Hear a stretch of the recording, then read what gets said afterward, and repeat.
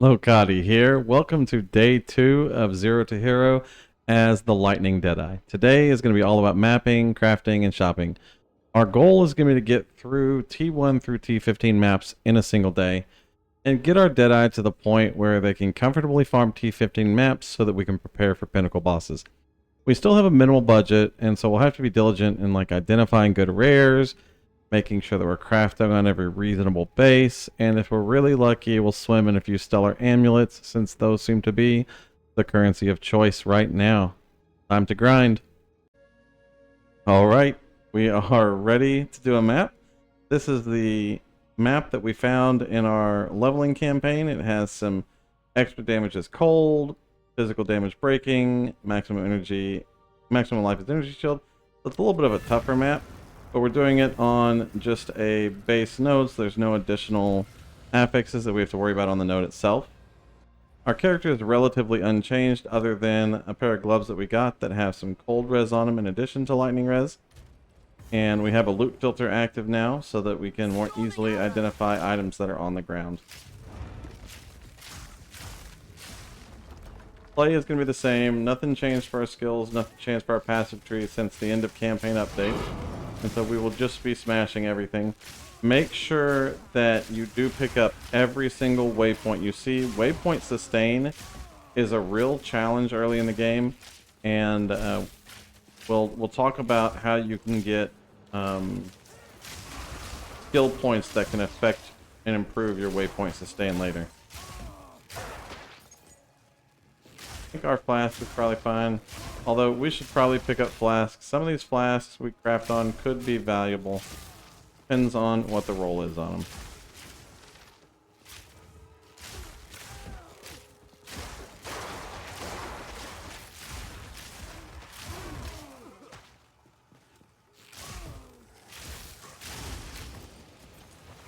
Now we are getting close to the gear point where it may be better to just use bow shot instead of lightning arrow for clear, because there is no mana cost on bow shot, and bow shot will technically out damage lightning arrow in a lot of instances, but we're probably gonna need just a hair bit more gear before that becomes a real solid option for us.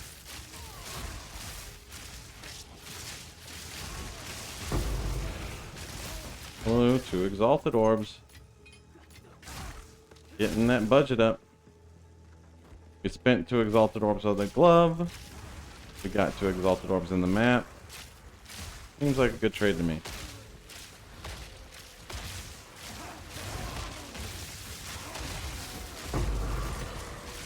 Storming arrow.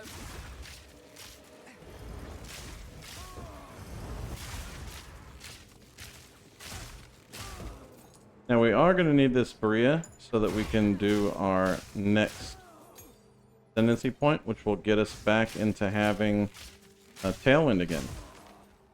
This guy is respawning off of something, and I don't know where it's respawning off of. This guy.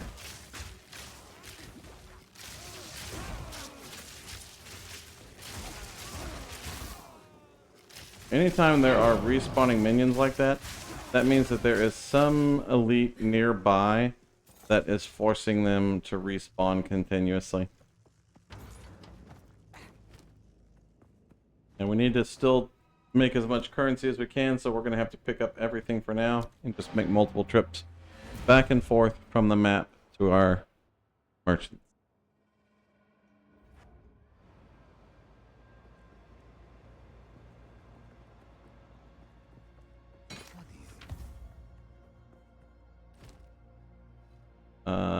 This mace doesn't look like it's going to be particularly valuable. This bow is definitely not. This shield, no block on the shield. Not enough spirit on that thing. This one could be okay. This one, maybe? We'll look at both of these. So this bow is a flat fizz with bow skills, crit bonus damage, and increased attack speed, as well as dexterity. And it has an open prefix. I think this is worth exalting, seeing what we get. we got proj speed. So this thing just went up a little bit in value.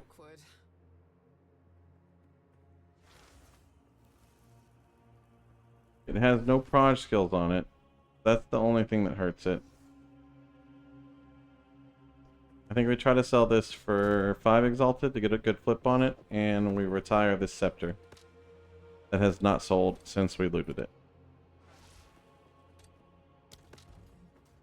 These gloves are another one. That is a huge 7 fizz damage to attacks and an increased attack speed.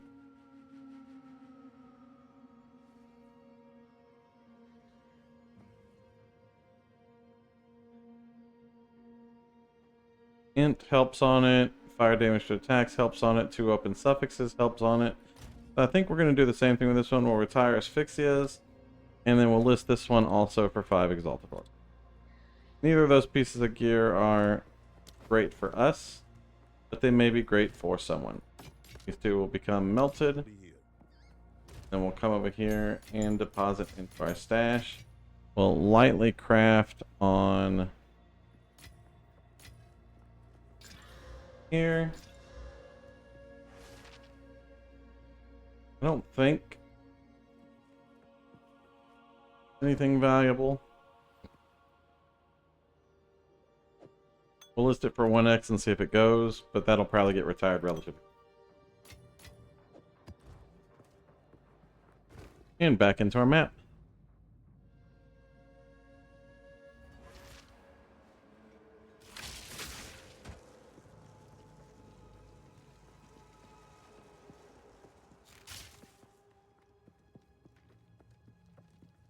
We sure could use some move speed, so one of our first upgrades is going to be higher move speed boots.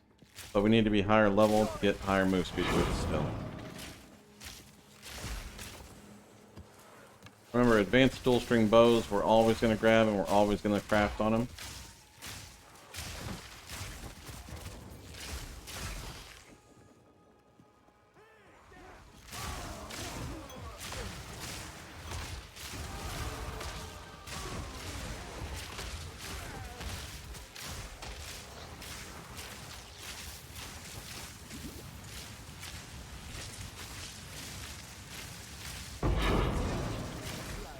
Chaos orb. Very nice.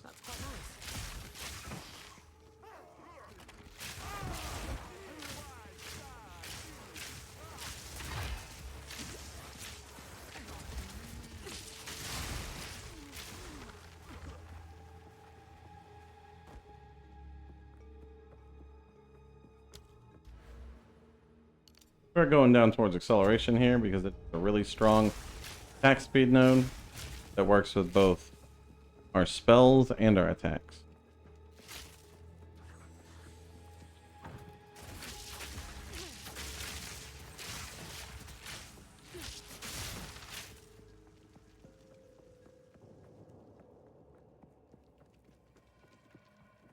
Map layouts get so big.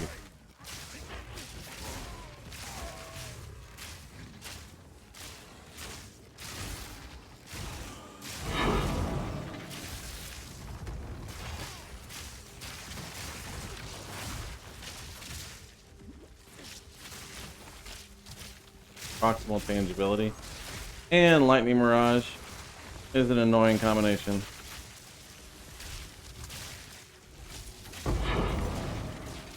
But he dropped a lot of good loot.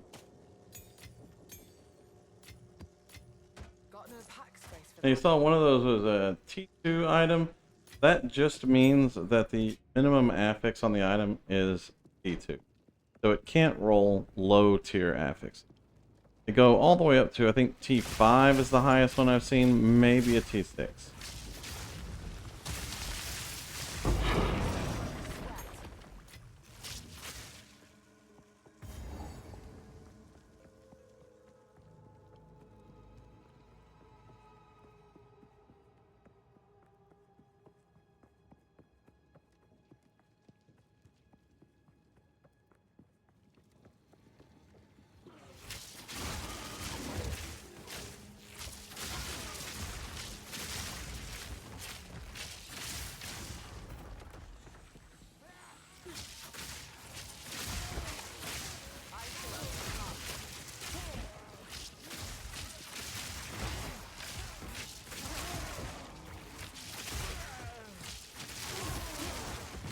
still have the habit of dropping lightning rods.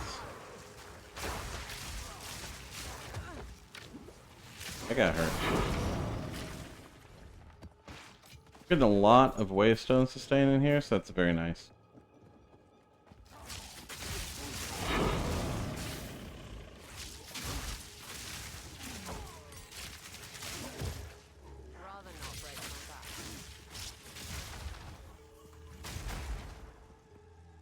I have to take a trip back to town, make some space.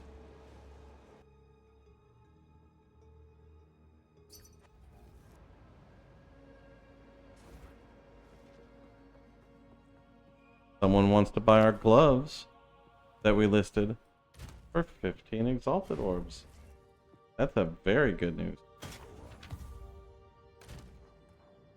These are ones that we found a long time ago, level 33. So getting these sold is very nice. Come on, Mr. Chongo Smash.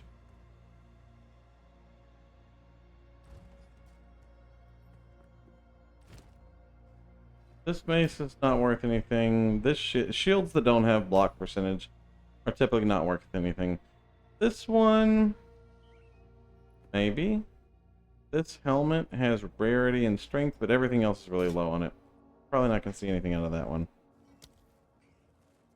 Until next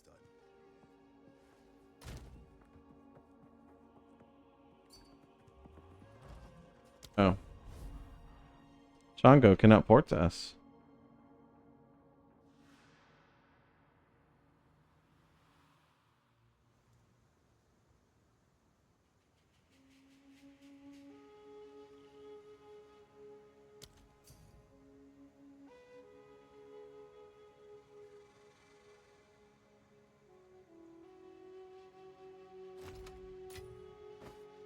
And 15 exalted orbs.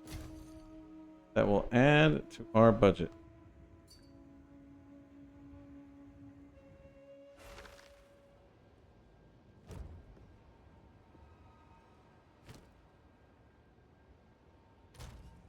Craft on our bow here. Magic item crit bonus. Lightning damage. That's really not worth it. We're going to go ahead and melt that bow too. This life flask is an upgrade over ours. Gain 2 charges per second is good. So let's go ahead and swap those out. And I don't think we're going to try to sell the shield either. I don't think the shield is valuable. We'll just nuke the shield. Go in here. Deposit our currencies. Bills.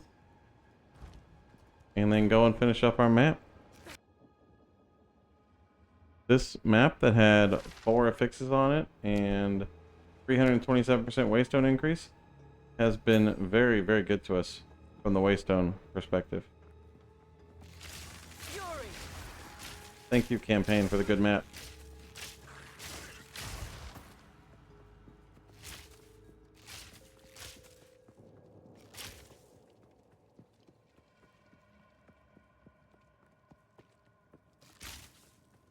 This is also a reminder, you should craft on all of your maps. Having good maps is very important.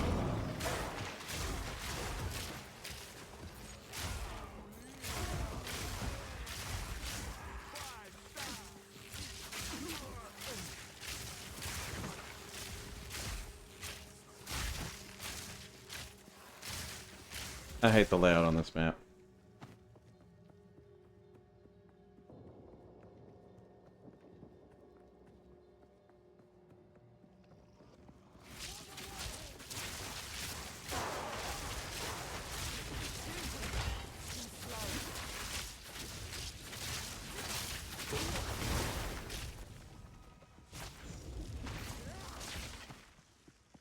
Those mirages trying to kill us.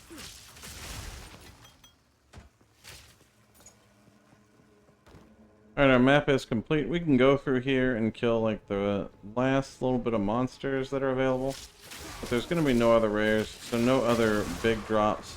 XP is always good, and if you're running low on map sustain, you might want to just clear every map that you have available to maximize your return on your investment on each map. But we'll just clear out this one little branch down here, and if there's anything else left, that'll be fine. We'll leave it there. Alright, we're all done. Now when you're done with the map, go back, break everything down, and then prepare your next map. We got a bunch of maps in that one right there. So we've got a bunch of maps to prepare. First thing we're going to do is salvage our superiors. Next thing we're going to do is identify and sell off our crossbow that's not valuable. Our boots that could have some value.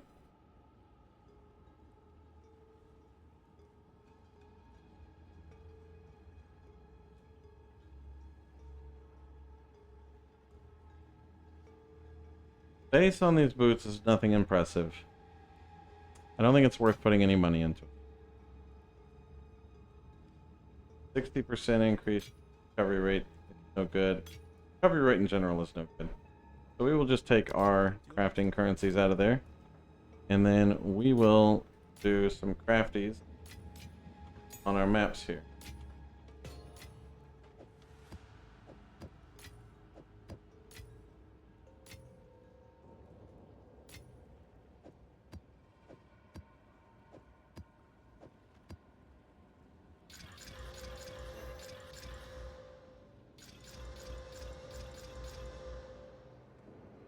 And how many regals do we have? I don't think we're at a point.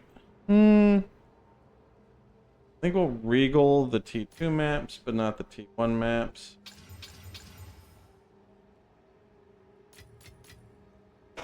Now we have a good set of maps to work with. We'll finish off the T1s and then we'll do the T2s. And we'll report back once we get all of these maps complete and we see where we are. Alright, this is going to be our first T2 map for the build. No changes to our gear or our passive tree or our abilities. We did add cannibalism to Wind Dancer.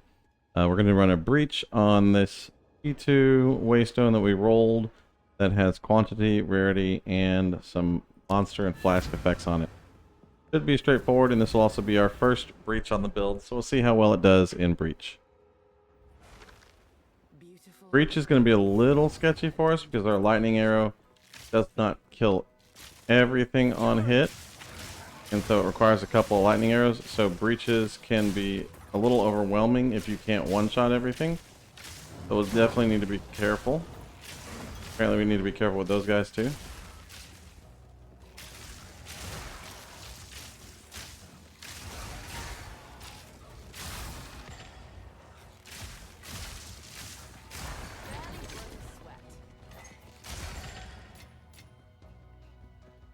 We are still a little on the squish side. Soon we'll be doing our next Ascendancy, which will give us access to Tailwind again. Tailwind will be increased attack speed and increased movement speed, which both are helpful for survivability. And then eventually we'll get Wind Ward, which is a tremendous damage reduction from one-shots.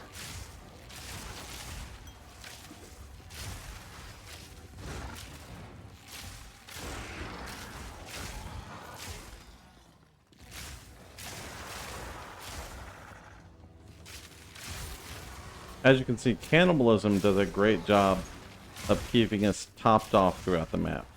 It does nothing versus single target, but as far as keeping your health always at maximum while you're running around the map, it does a great job at that. There you can see Herald of Thunder doing some work.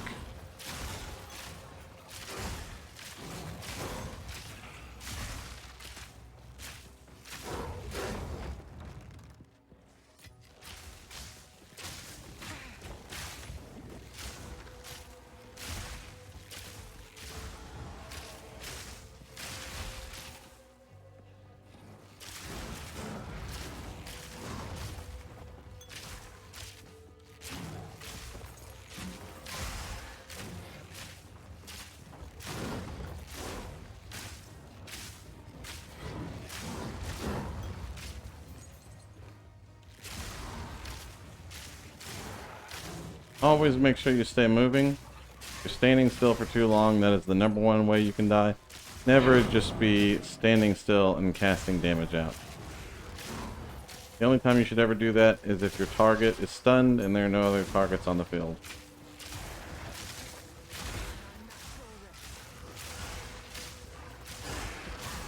There is our breach.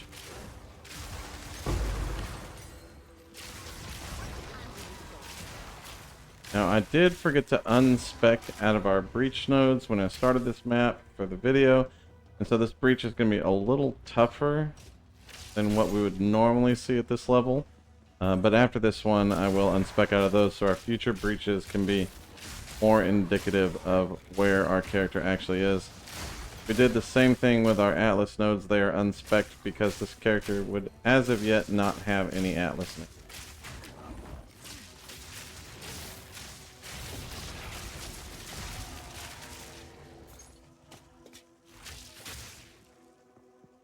Now we're kind of clearing out around the edges of the breach so that as we push out, we're not encountering both breach spawned creatures and regular mobs that are already in the map.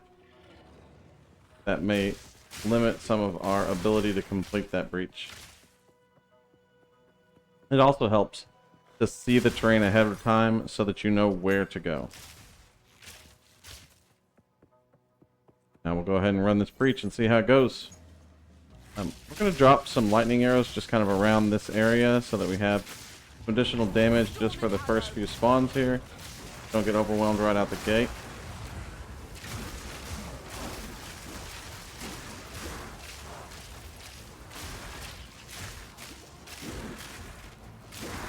A little bit of a terrain issue there.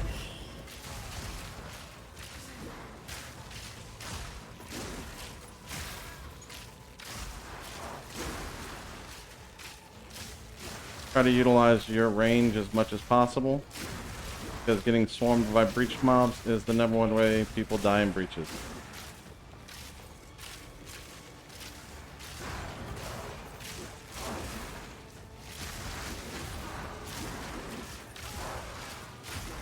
You can see our Herald of Thunder is doing a whole lot of work on clearing this breach.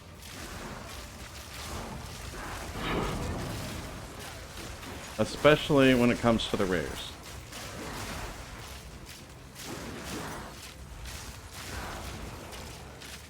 Not a bad first breach on our guy. Obviously, later on, it will benefit us to have better heralds and more uptime on our herald clear so that we can keep the breach open longer. And also make it so that all of the work is not being carried by lightning arrow on the small mobs, but we'll get there once we get the rest of our gear put together.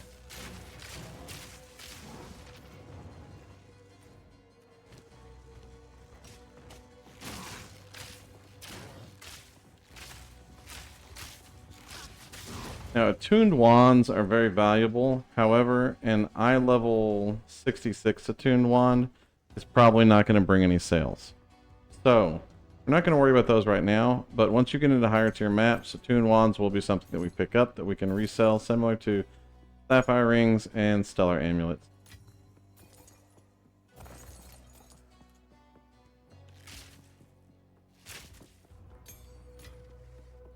Fury.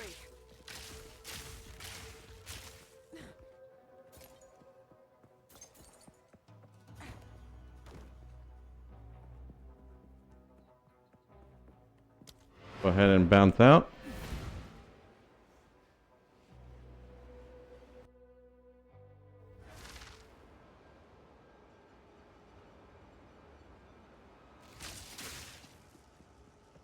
Identify our items and then potentially sell our items. A 15% move speed is probably not going to sell. Charges gained is probably not going to sell. Life, reasonable attack speed, and life per enemy killed. This could be good. An armor ES helmet is universally probably not going to sell. A low ES alter robe is probably not going to sell. No move speed on boots never sells. And then nothing special on those gloves. We've got one pair of gloves out of there that have some potential. We'll look at those afterwards. Although now we have to make room. So I don't think this bow is ever going to sell. We'll just melt this bow for now. We'll look at those gloves later. Stick our uncrafted maps in there and get back in.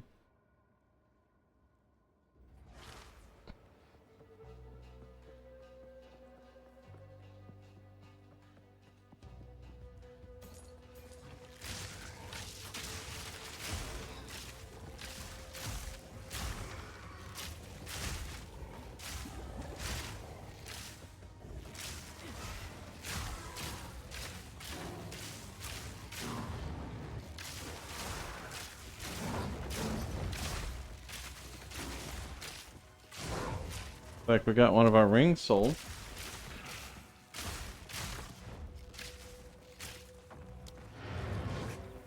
Don't interrupt our hideout port.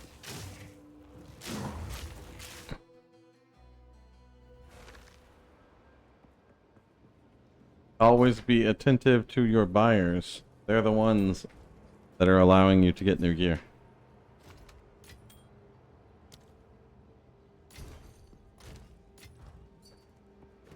You're very welcome, sir.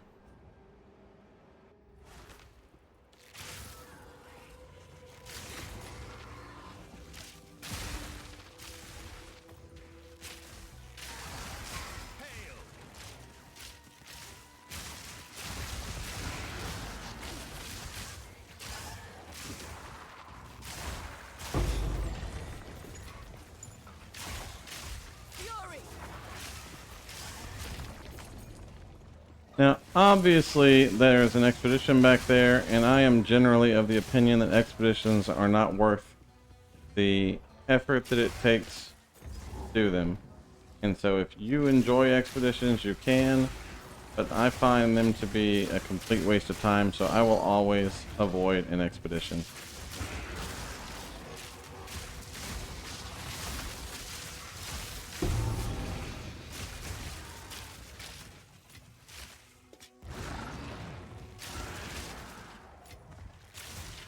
Picking up prismatic rings because they might be worth crafting on.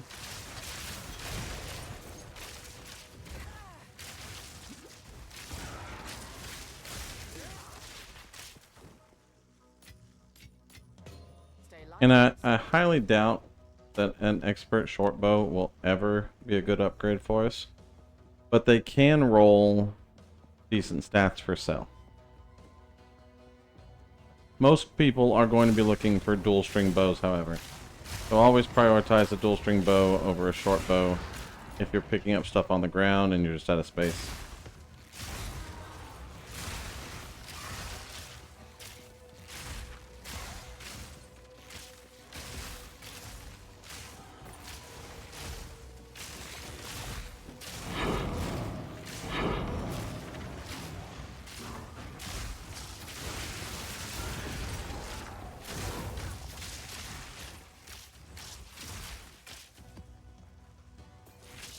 That would only slow me down.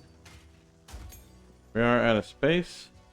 Oh look, we can buy divine orbs for the low price of 80 cents a piece and our integrity and soul.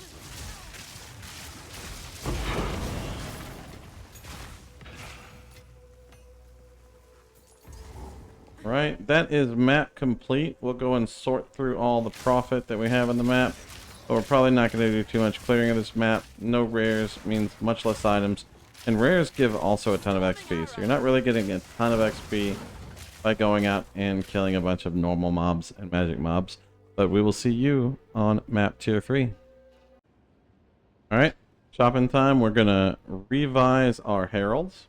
So we're going to switch over to Herald of Ice for clear. We want to pull Kirkhelm to get one of those. So we're going to try to get a good pull Kirkhelm with at least 29% increased cold damage, which will help our heralds trigger better. We'll start off with this one at 4 Exalted Orbs.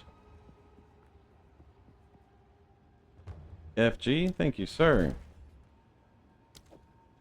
So the reason we are doing this is because Herald of Ice can chain multiple targets if each explosion freezes the next target.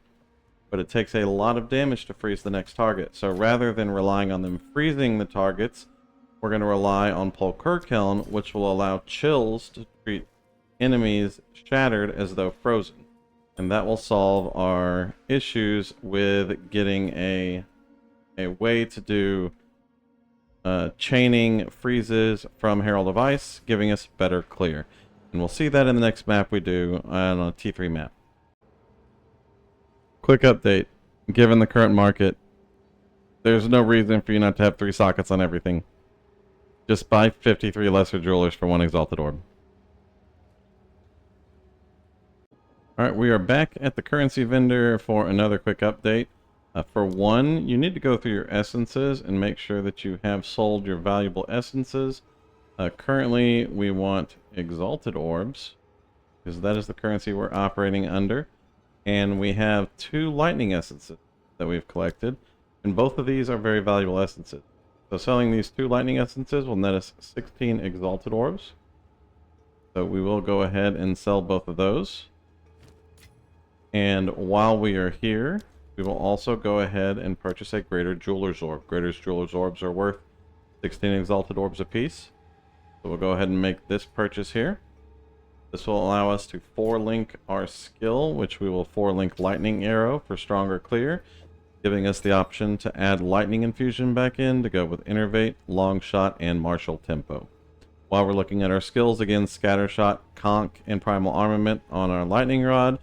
Escape Rod is empty. We're not using Herald of Thunder anymore right now, although we can. Shocking. We have moved over to Herald of Ice as our primary clear assist for Herald, and that is going to be Cold Infusion, Ice Bite, and Glaciation. And so you can make a choice between either running Herald of Thunder for some additional damage, or you can run Wind Dancer again for an additional defense. Now we're going to be running Wind Dancer for an additional defense, and we'll add Blind in. And now that we have Wind Dancer back, we can get Cannibalism again.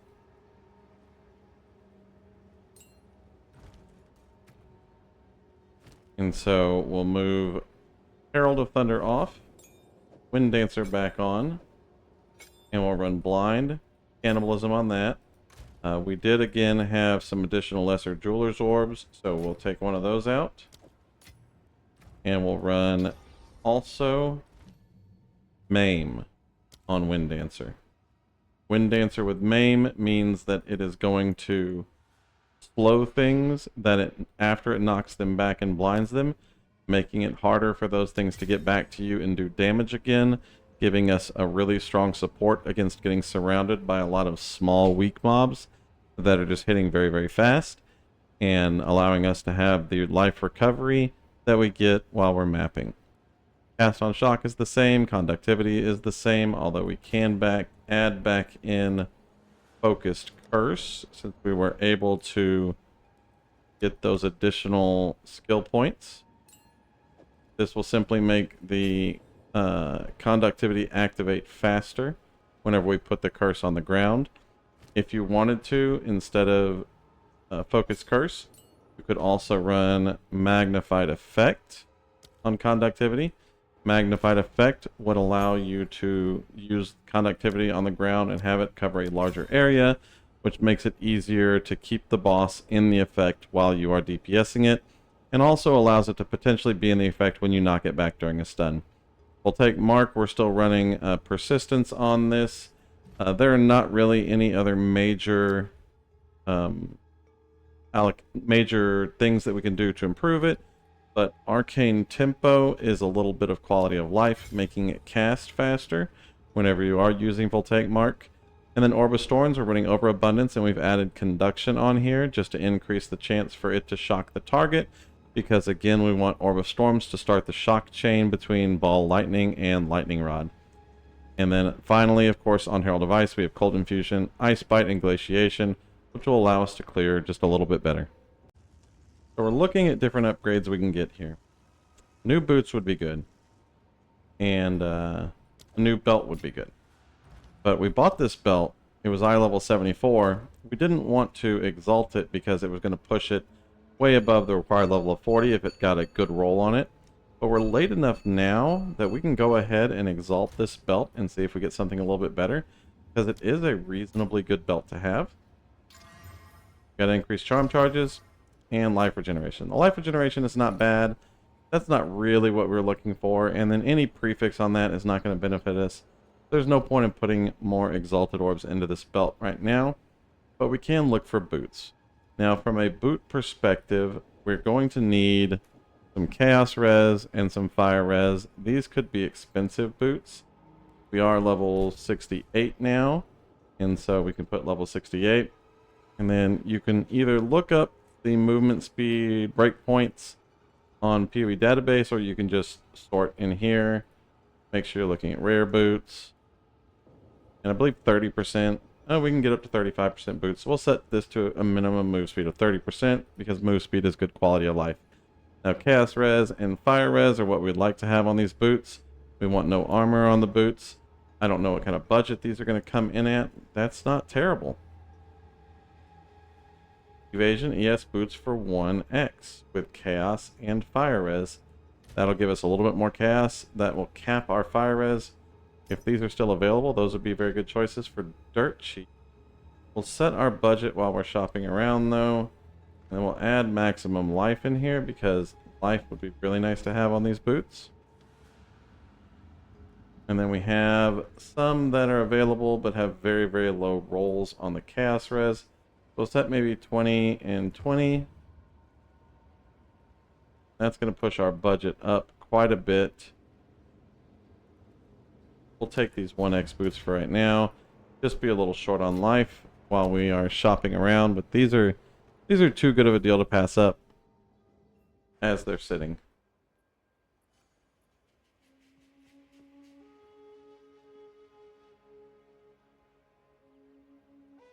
See exactly how much life we could get on boots. None of the boots are going to fit our budget with those stats. These are good. We can move our Fire Res down 15. Technically, that's all we need. And again, not a single pair of boots under 5 Exalted Orbs that are going to have max life, Chaos Res, Fire, and move speed. So, these boots are excellent options. We only get 10 move speed on them, but they do have a lot of Chaos Res and a significant amount of Fire Res. And that'll get our resistances into a much better overall position here. Now we're going to go ahead and get back to mapping. Alright, we got our old ring sold here that we replaced our Polkirkhelm with. That is very nice. Got a super messy stash right now that we're going to have to sort through at some point here. And we've got a situation here. So, Polkirkhelm is not activating for us because it requires a minimum chill percentage. And so we don't do enough cold damage with our Herald of Thunder based on it doing average 400 cold damage to chill targets enough for them to shatter when killed to trigger the Heralds for chaining on the clear. We have two choices. Choice 1, we can continue using this bow. It's a good bow. And we can not chain the Heralds. And then potentially get cold damage on ring and gloves until we do. Option 2 would be to replace the bow with a bow that has cold damage on it. I think this is a good choice. It's got 259 total DPS and 2 open sockets so that we can slam 2 fizz runes into it to increase fizz damage on the bow. This one is also a good choice, although it has lower total DPS. This one has physical damage on it and a higher cold.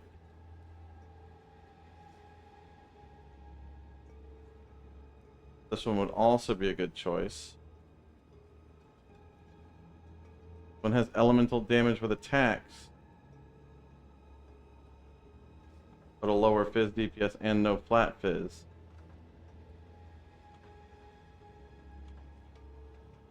This has +1 to proj skills, then the fire is worth. And it's already got runes in it.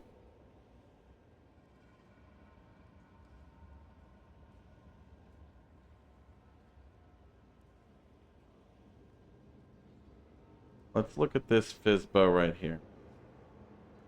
So 147 divided by 1.2 divided by 1.68 times 2.08 times 1.2 plus, what are those, 54? 236. So this would go up to 236 DPS, making this one just significantly better. So if we can get this one, I think it's worth it.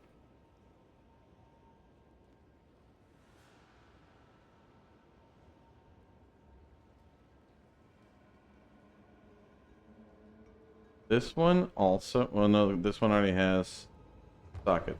That one didn't count. Got that one. I think that'll be a good option for. Should be able to sell our old bow for a pretty profit too, just because it's a lower level requirement, which makes it more valuable. So we'll grab this bow, we'll continue mapping, see how everything works out, and see you when we get to the tier 3 maps. Yo! Our old bow that we crafted sold for 50 exalted orbs within minutes of posting it. Maybe it was underpriced, but we'll pass on the deal. We'll pass on the deal.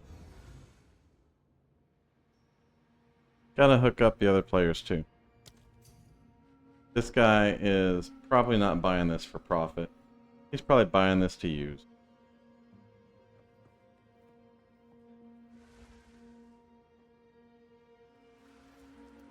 Come on.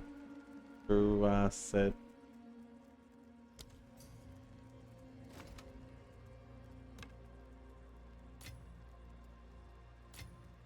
Oh no. Put them in there all weird. We'll take it anyway. More upgrades coming later. Alright, we got another T2 breach just to see how we do in this breach with the improvements that we got from our heralds, our full Kirk helm, and our new bow. As you can see, we're getting some nice explosions. That is going to help us clear out these breaches faster. Careful of those like fingery guys, they do a lot of damage.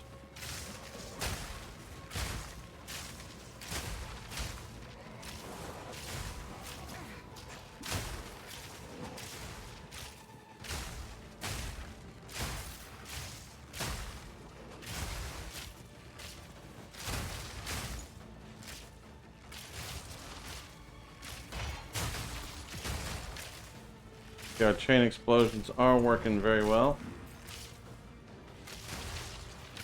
We sure could do for some more density out of a breach, but can't ask for too much out of a T2 breach.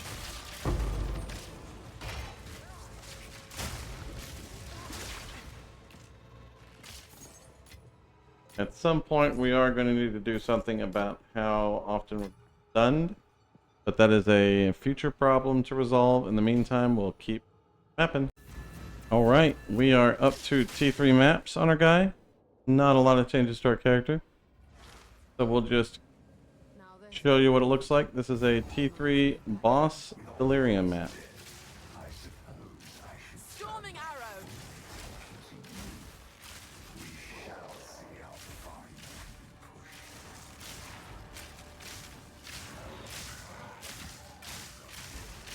Delirious maps mean that the enemies take less damage, and so we're not going to have the same kind of clear that we would have on a non-delirious map. But you can still, we still get a few Herald procs even in this delirious map, so our cold damage is doing pretty good overall.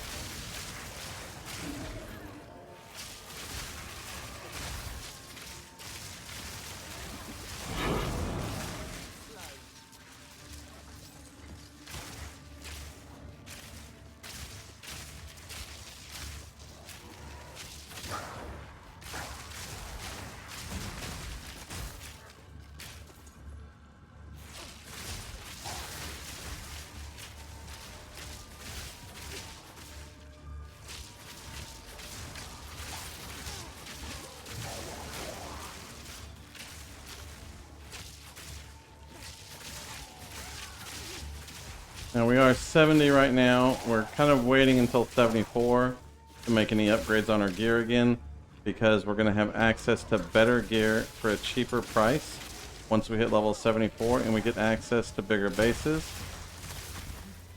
This little guy right here just charged us and almost killed us.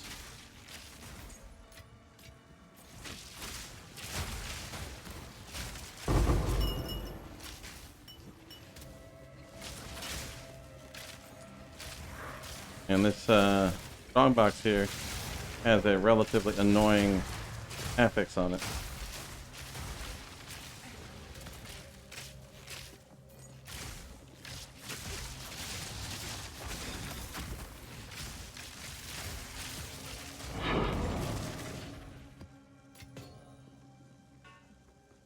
Take this. And I think this is the last. There we go. Now, strong box with terrible gear. And we got 3 blacksmith whetstones from it. That's 3 exalted orbs basically for us, and so that's good. Can't be mad at blacksmith whetstones at all.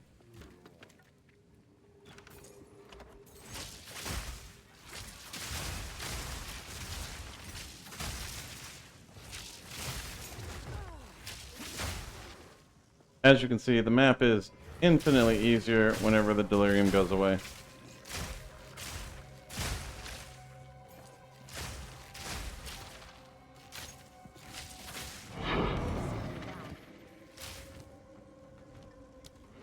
Take a quick trip back to town, break down some of these weapons.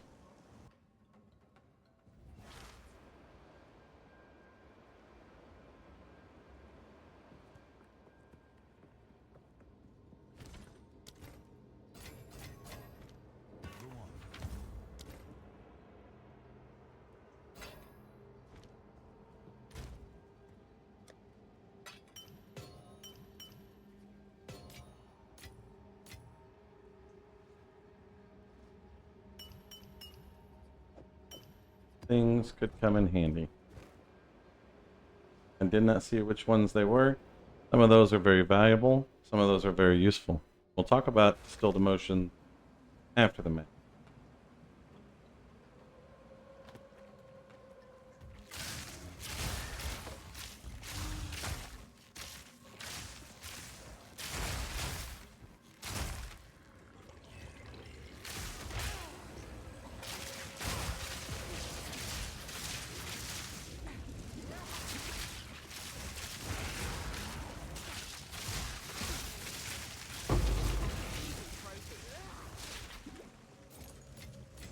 What luck?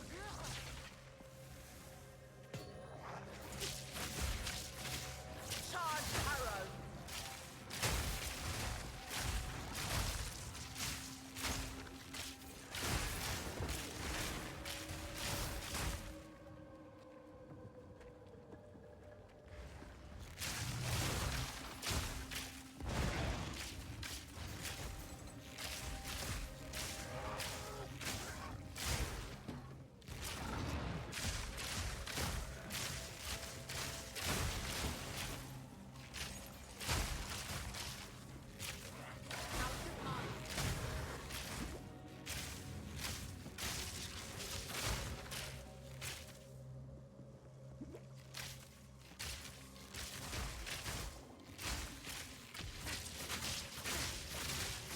Essences of electricity are very valuable.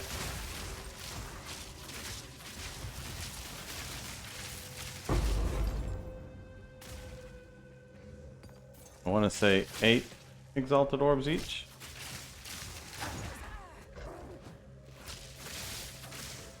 The reason they're so valuable is because they are used to make Stormweaver wands, which are a very valuable commodity, and so that makes the essences themselves much more valuable.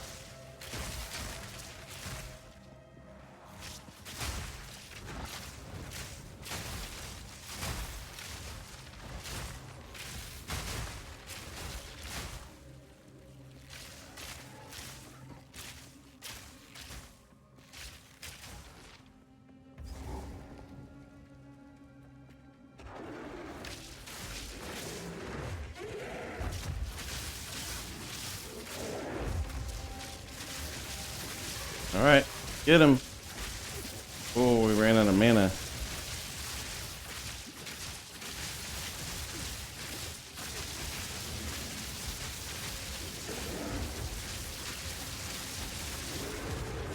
There we go. Our first T3 boss down. Got a nice little precursor tablet. And then we got another map. We're struggling a little with map sustain right now. So this is a very good find for us, as well as the boss precursor tablet, because bosses have a greater chance of dropping maps, especially maps of a higher tier. Now we'll just go back through and clear out the map, and then we'll get back to leveling, because we still need to get to level 74 so that we can do some shopping. Oh, we sold our sapphire ring. Don't sleep on those little normal items. Sapphire ring selling for 16 exalted orbs. Definitely our shopping budget. Only have one. That's 15x, not 16x. But I don't feel like arguing with him. We'll take the 15x for the ring.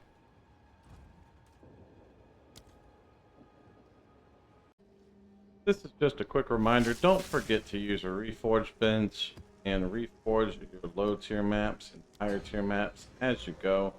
That way you can always have good updated. Alright, we have a T4 boss here in the Rusty Bowl. See how everything goes.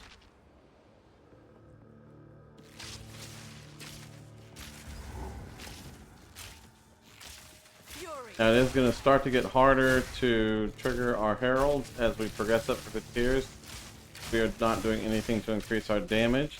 We're level 72, and so we are waiting for 74 before we start upgrading some of our armor pieces. And then it'll probably be 78 before we are able to look at getting a new bow.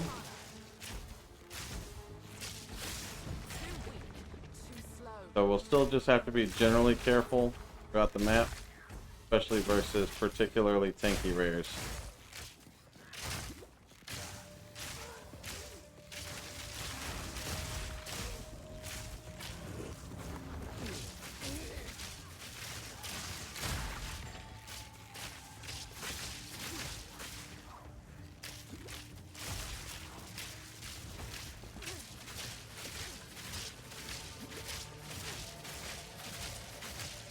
Oh, he has proximal tangibility.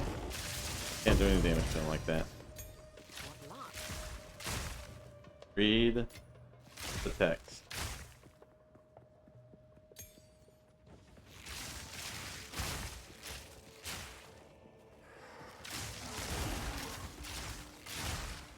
Where your herald chaining is based on your ability to apply a large enough chill to chain out to the targets. So as the content gets more difficult, you'll have less ability to apply that chill unless you just do increasingly more damage, or you use freeze buildup, or you can use non-damaging ailment magnitude, and you can also potentially use overwhelming presence as another way to lower the ailment threshold of enemies so that your chills are higher, which allows you to chain the Herald of Ice and the Herald of Thunder. I need more mana. You always need more mana. Thunder shot.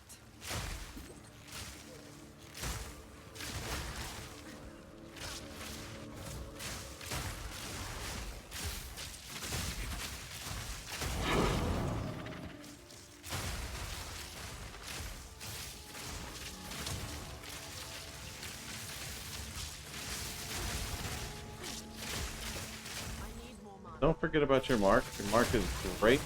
Getting shocked on rares. Lightning rod to kill them.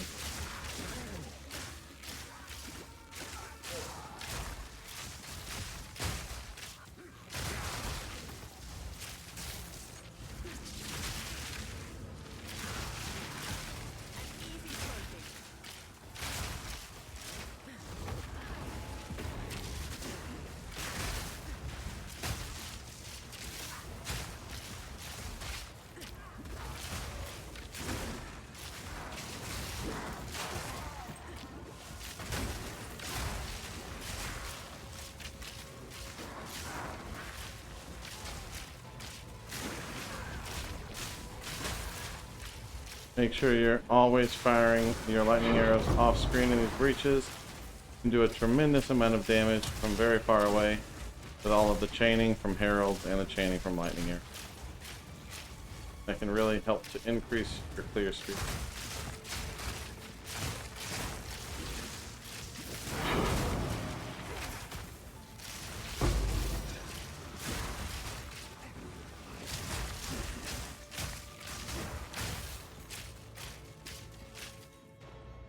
Very nice. Pick up our loots. That's quite nice.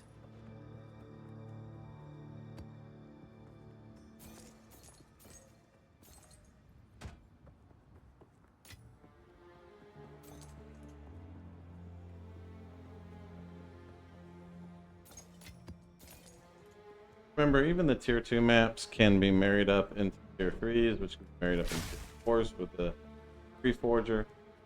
Don't leave those on the ground. Make sure you grab those. That will help a lot with your map sustain overall. Fury.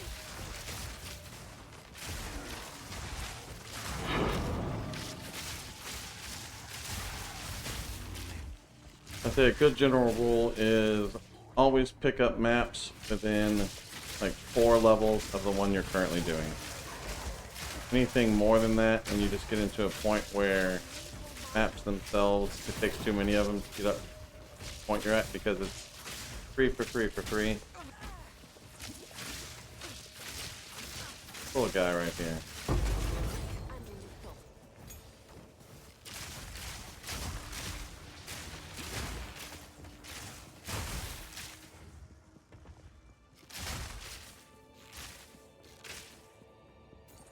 But generally speaking, you should be picking up the rares and carrying them back to base or identifying them. It is a very profitable way to do things. We're trying to push through right now. We're not going to get quite that far up. Get curses, we'll get orbs out, and ball lightning. Keep your mana flask going, and the boss will die. That is our first T4 boss, all complete. Go back and loot the map. Alrighty, it is time to knock out a T5 map. Doing an irradiated, corrupted T5 map. So this is technically a T7, but it's a T5. We'll just count it off as a T5. It's fine. See how it goes. As I said before, our Herald Clear is starting to fall off just a hair as the maps get harder and the targets live longer and they are harder to kill and chain with Port Kelkrin. Old Kirkhelm. That ring name. I don't know who came up with that one. So our Herald Clear is not quite as good, but we are 1 level away from being able to look into upgrades on our gear. Some of that will help with our Herald Clear as well. For now, we just have to be a little bit more cautious in the map itself. And not stand in corpse explosions.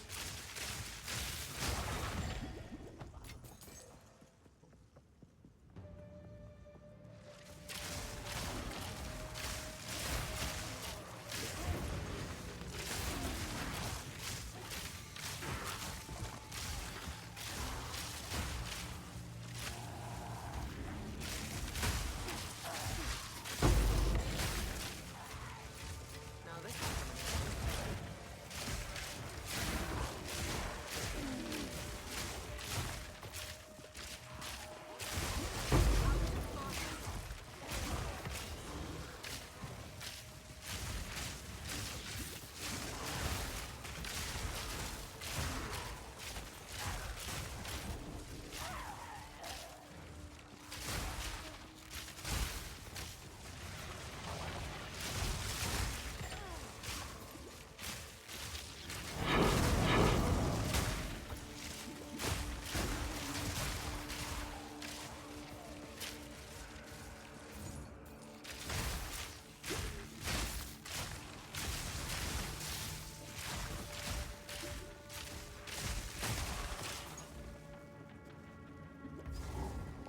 And we've got it Gozen again. And always get your curse out, get your mark up, put your orbs down, and start sucking down mana potions. You're gonna need them.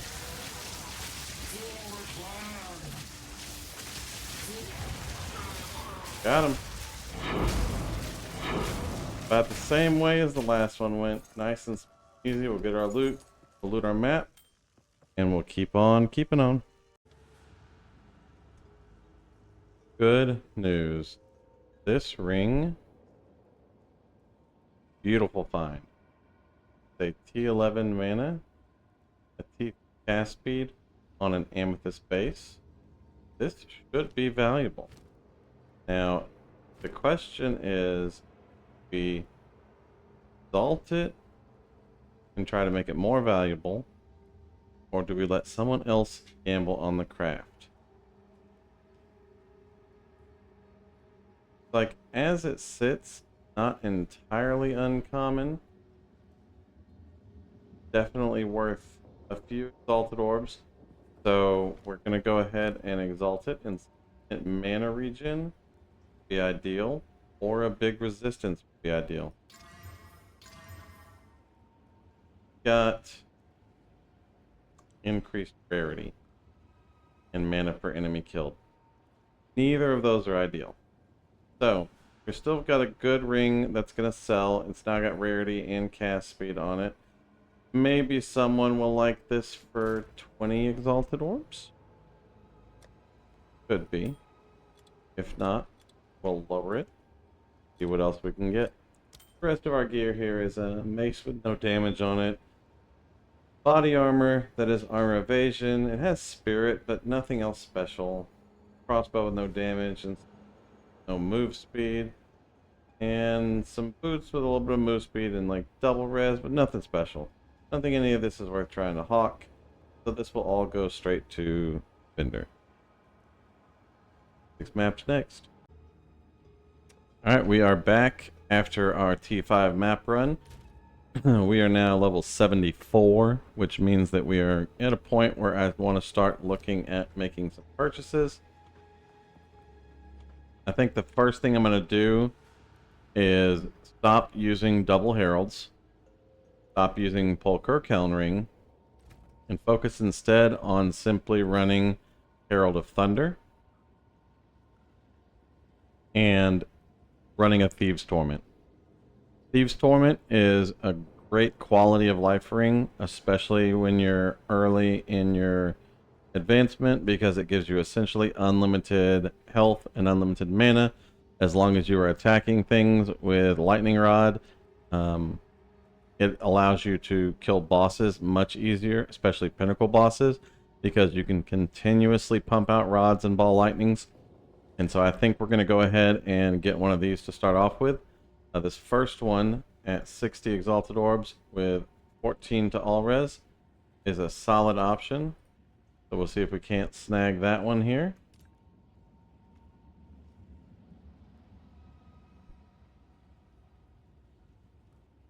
Trade website, it's running super slow.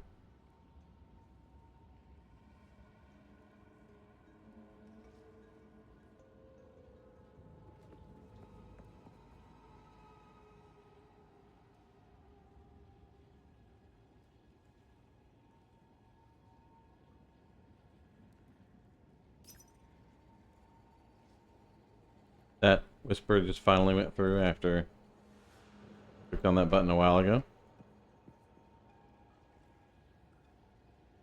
Not sure if this guy is there, so we'll go ahead and move down to the next one here. This is 65 exalted orbs. Again, the main thing we're looking for is 14% or better all res. The rarity is nice to have. All the other affixes are fixed on it. And then the accuracy rating is irrelevant. There are corrupted ones. We probably don't want a corrupted one just because inherently ours will be more valuable to us if we sell it uncorrupted later on down the road.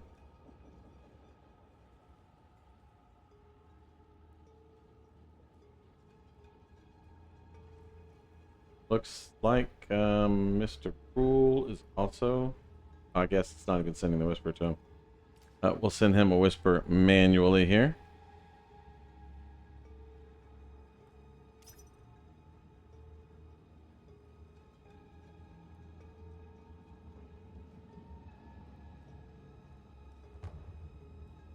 And we got it from Mr. Rule. That is a huge chunk of our budget, so we are going to be a little limited. Although we did get an invite from Mark Boraz, and I hate just bouncing on people, but 5 Exalted Orbs is 5 Exalted Orbs to us right now. Use Torment, 14%. There we go. This ring will be a huge benefit to us from here on out, and so we are very happy to get that. Now we are going to need to change our body armor. Because we no longer have Pol Kirkeln, it is going to be harder and harder for us to trigger double heralds until we get further on down the line and have significantly more gear. Because the heralds are just not hitting hard enough in order to trigger the double herald. Most of that primarily comes from a much better bow, which we're not going to be able to shop for a better bow till level 78 anyway. So, we're going to go ahead and not worry about the spirit on our body armor anymore, and only run 1 herald and cast on shock. And so we're looking for an evasion ES body armor because we would like to run a hybrid evasion ES. So the first thing we're going to do is go to body armor. We're going to zero out armor off of here. We're going to come down here. We want a minimum of 1 evasion, minimum of 1 energy shield. And then our resistances are going to be a problem when we swap our helm, because we're going to lose a lot of resistances here. So we look at our resistances right now, and we're going to need 40, 44, 39, 38, 39, 44. And a little bit of chaos res would be nice as well. So we're going to add a weighted sum on our body armor to include chaos res, cold res, fire res, and lightning res. And because we are also still a hybrid, we're going to want maximum life on our body armor. That'll take a little bit of a hit to the energy shield that it offers us. And we're going to set our budget on this at, we'll go with 35 Exalted Orb. Come down here and set a maximum budget of 35 Exalted Orbs. And we'll say a minimum of 300 ES. And a maximum level of 74. Although I think all the armor is going to max out at level 74. No, there's some 79s in there. Guess it depends on the affixes. So maximum level 74.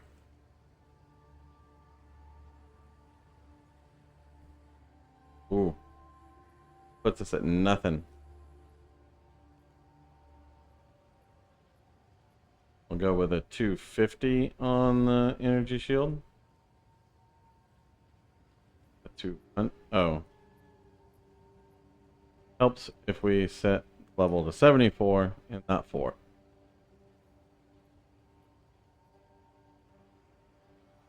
There we go. 416 matches. There's 185 health on that one. That's a nice one. We're primarily going to be looking for ones with high sums on our resistances and the ability for us to socket our own armor and evasion into it. That's going to increase the value that we can get out of it. Go down here. Does not look like there's going to be many that are unsocketed, if any, that are unsocketed.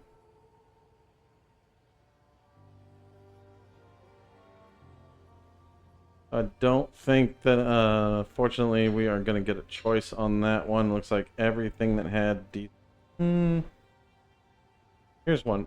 Only has 45% cold. It could become...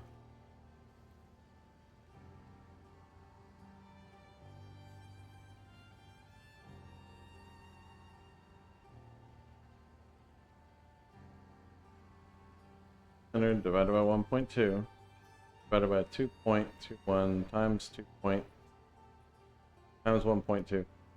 Could become a 354 ES armor with 2 sockets on it, but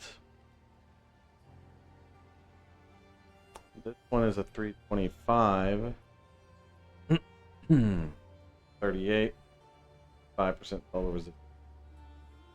20 to budget, 20 or 20 exalted budget. Looks like there's a 10.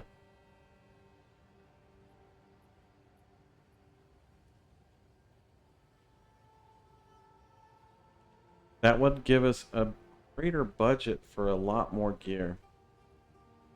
See if we can get this one.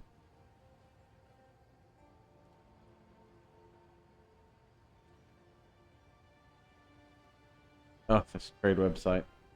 Oh, the trade website is down. We'll have to continue this video shortly. All right, while we're letting the trade website come back up, we're going to go ahead and buy 30 Zoph's catalysts.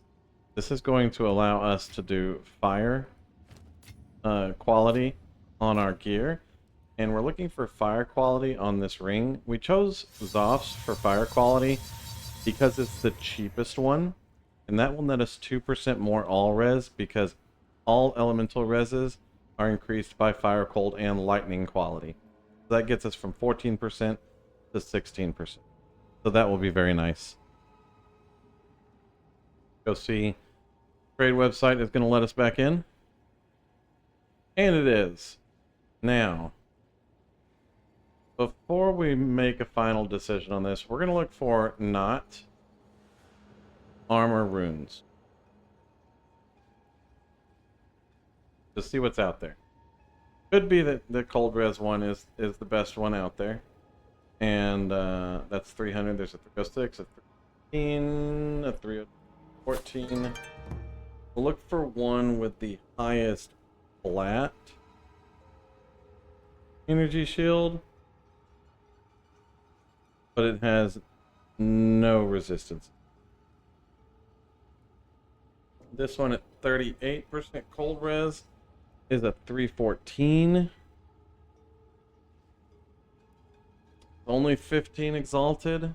This one would be big, so it would be 314 divided by 1.2 to get rid of the quality, divided by 1.77 times 2.17 times 1.2. That can't be right. 314 divided by 1.2 divided by 1.77 times 0.17 times 1.2. 384. That's a lot of ES. But I think the resistances are more important. So we'll come back over here and we'll get this 10x one that opens our budget up and also gives us more resistance.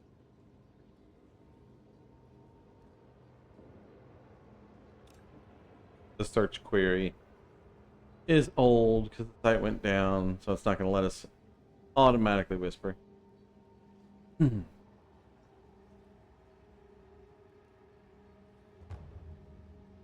Got it. It's a good one. It's a great budget item.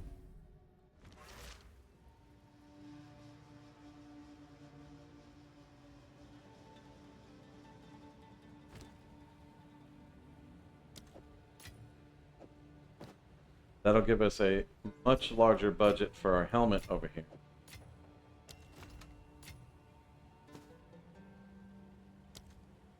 Now, helmet is a very important piece on this build. So this takes us up to 510 ES from 229 and then 1428 life. Big difference. Helmet is very important to us because we run a node on our passive tree called Subterfuge Mask, which gives us double the energy shield of our helmet as evasion, and makes our helmet one of the most valued slots on any Deadeye build. So, same thing as before, but we're looking for a helmet this time. It does not have to have any evasion on it. In fact, we do not want it to have any evasion on it. We would typically want the max life, but for this one, we're probably not going to look at max life first, because we just want to get the biggest ES helmet we can get our hands on. Now, resistances are still important, so we want a minimum of 60% resistances. So we'll go ahead and put in our 60% resistances. We're going to sort by energy shield. And then we're going to look for one that does not have a socket in it. 320. It's got a little max life on it, not a big deal. A little max life on it, nothing special. I don't see anything that stands out as exceptional. Let's sort by, not energy shield, we'll sort by max life and see if there's any big max life ones. There's not any big max life ones that are in our budget. So we'll stick to our original sorting. And we're just going to sort this by ES. And we're going to probably take the one with the highest flat. Because the more flat ES it has, the higher we can scale it with runes. We'll sort by flat ES, and we'll go down the list. Looks like this one, which is the cold res lightning res. Now, unfortunately, lightning res is our least needed. Cold res is our most. It does have a higher cold res. That would be more than enough lightning res to cap us. But if there was one with fire instead, but it's fire lightning, and then cold lightning again, and then fire cold. This one, I think, is going to be a better choice. 24, 25 exalted orbs. Let's open our budget up because we saved money on our chess piece. See if something exceptional doesn't show up. That's it's exceptional. Exceptionally exceptional. Please. For favor. Yeah. That is an outrageously good one. And it's fire cold. And it's 140 life. And it's a 356 base with a high flat. Ideal purchase. Absolutely ideal. We take this thing back to bank. We grab an iron rune out of our stash here. Iron rune takes it from 356 to 395. So we've got a 395 flat ES, that is nearly 800 evasion. And it has fire res, high roll, which we needed, and cold res on it. That caps our fire res, nearly caps our cold res. Our lightning res is still looking good. We sure could use a little bit more chaos, but I think everyone can at this point in the game. More specifically, that gets us to 1500 life and 1000 energy shield. Very solid set of survivability here, and puts us in a really, really great position on the build so far. Now, we are going to want to get that cold res and that lightning res up a bit, and so we have a belt for that. Our current belt has relatively mediocre stats on it. So, we're going to come in here, clear our filter, look for a belt. Max life is very important to us. Maximum mana is no longer critical, but it's nice to have. The reason it's no longer critical is because we're not going to be dumping our mana pool thanks to Thieves' Torment. And then we're going to need cold resistance to the tune of 10 plus 27. We need 37 cold res. And then we need 24 lightning res. A belt like this should be super common.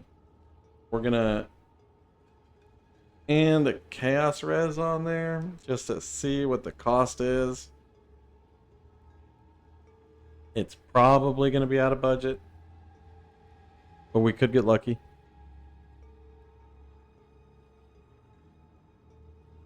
$18 total belts in the entire game. And the first one's probably going to be 5 div. I'm going to vote on 5 div. 35 exalted orbs. Why is this for sale?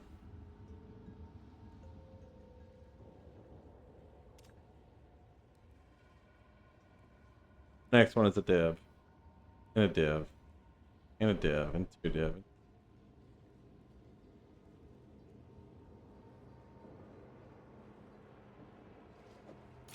We totally just whispered this guy for this 35 div belt. We can't Can't even buy a 35 div belt.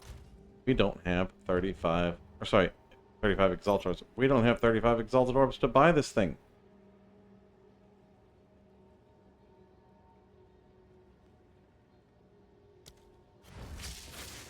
Hello.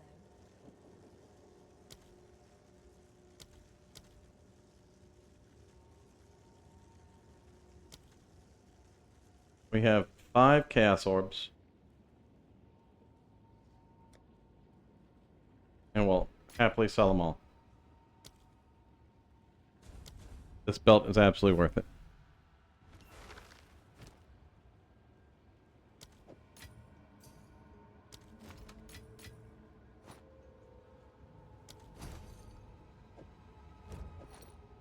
Swap it out. It's got flash recovery rate too. Nice to have. Then 164 life. Very, very solid belt. That'll cap all of our resistances and get us up to 43% cast res. Ideally, you want to run about a 50% minimum cast res. So all this gear is going to put us in a really good position, and we're going to be really poor. That's all right. Got to start somewhere. Back to the grind. All right, we are up to T6 mapping. This is a T6 on a boss breach irradiated map. Extra damage is chaos is a little sketch. We've only got 43% cast res. So, if I die, it's your fault, not mine. But the map is a favorable short one for completion on a T6. Always are not disfavorable to us, so that's good. Lightning arrow kills pottery. That's the most important thing.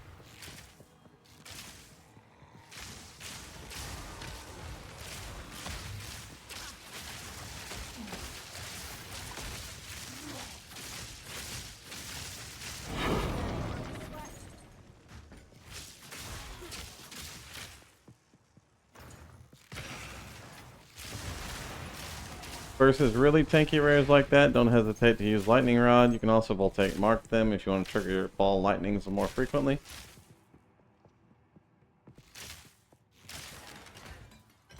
This is the least dense map on the planet.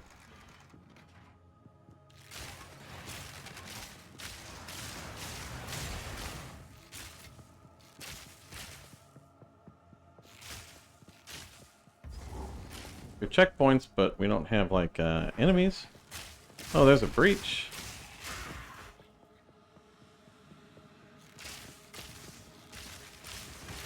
Kind of clear around a little bit.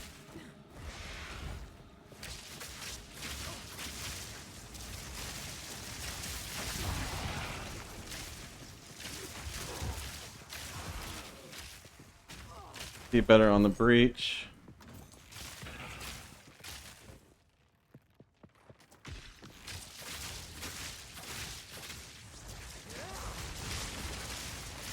Those guys are being able to hit you while they're essenced is a little annoying. Let's go hit our breach, see how it goes. Now we no longer have double herald, so we don't have the same kind of chaining clear. We only have Herald of Thunder, so the majority of our clear comes from our lightning arrow now.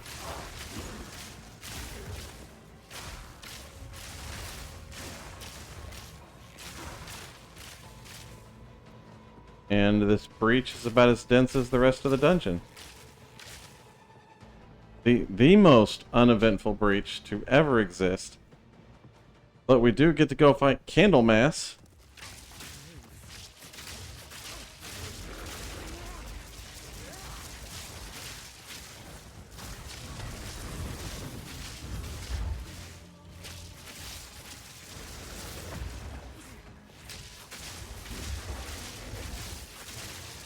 There we go. Oh. Just keep pumping lightning rods into him. And Thief's Torment keeps your mana at max. Thank you, sir. Now this will come in handy. Terrible loot. That would only slow me down. I don't even really know why I picked that up. On to T7s. Alrighties, we are going to do our trial. We're level 75 now. Should be more than high enough level to do this trial. Trials are not necessarily a challenge from a killing everything perspective, more of a challenge of just not getting hit by random stuff perspective. Now, this is the Death Crystal one, and just a reminder, make sure you're focusing on the Death Crystals, not spending time killing the targets in here. There is a timer on the Death Crystals. If you run out of time, they all explode and you die. Now, since we have such a high amount of life and shield now, our honor is much higher than it was in our previous trial attempts. And this is combined with the utilization of a few relics that we found that have some honor resistance as well as some max honor on them, so that we have a little bit higher honor than we would normally have. Your honor is your maximum honor times your total of health and energy shield. Which is why Chaos Inoculation can sometimes make trials a little bit more difficult. Trial. We want to go with... Oh, those all suck. They all suck. We'll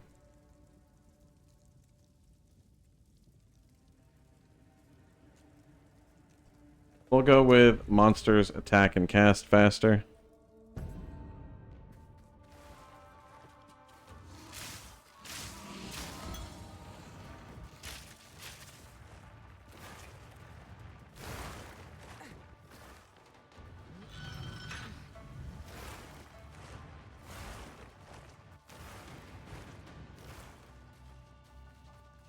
Probably not an ideal affliction, but it's not the worst affliction.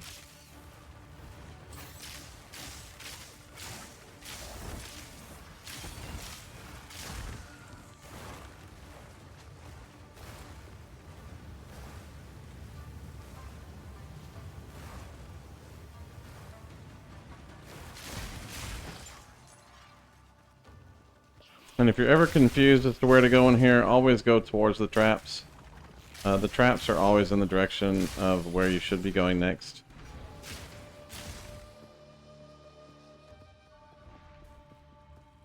And we get some sacred water. And we will get... I mean, silver keys stuck. We'll take the restore honor one just in case something happens to hit us. And of course it's...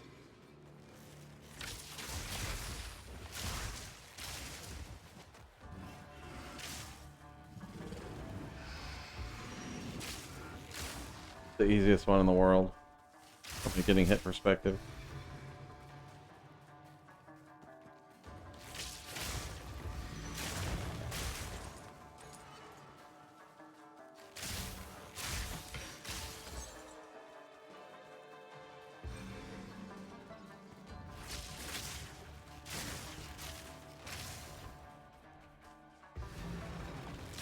Thunderous shot.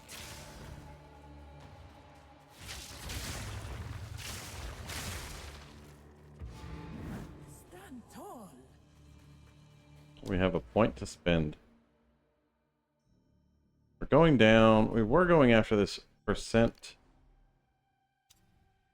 mana per kill, but instead we're going to go towards Essence of the Mountain. That'll increase our damage.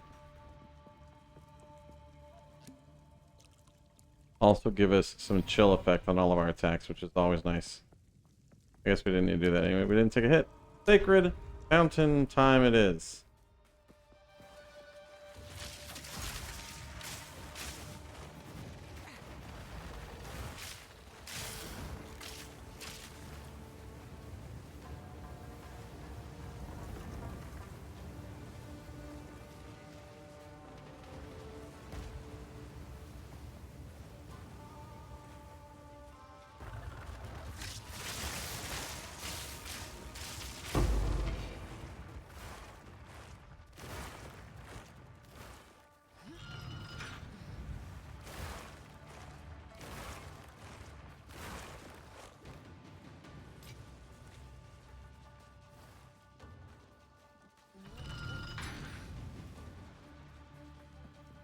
Once you get more accustomed to the layouts in here, it's all pretty self-explanatory. But it does take a little bit of time to get used to the layouts. Now, flames, whenever they are like this, you can roll through these things and you'll take no damage from the flames whenever you're dodge rolling through them. So if you do need to go into the flames backwards for any reason, just dodge roll straight through them.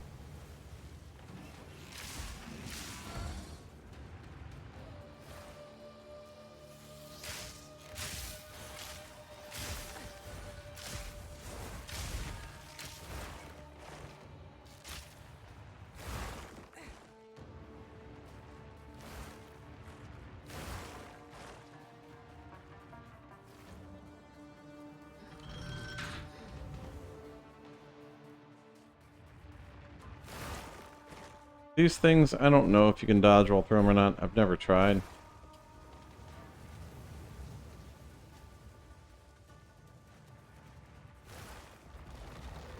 Thunderous shot.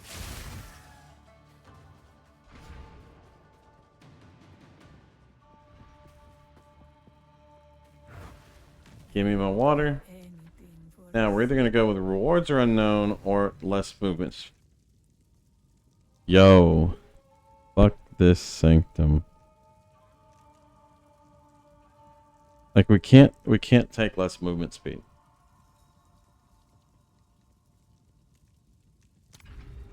So we have to take rewards are unknown. And rewards are unknown on, like, the first room of a 6-floor trial is misery. If we're lucky, we can get that boon removed later on. Or that ailment removed later on. There are ways to remove ailments.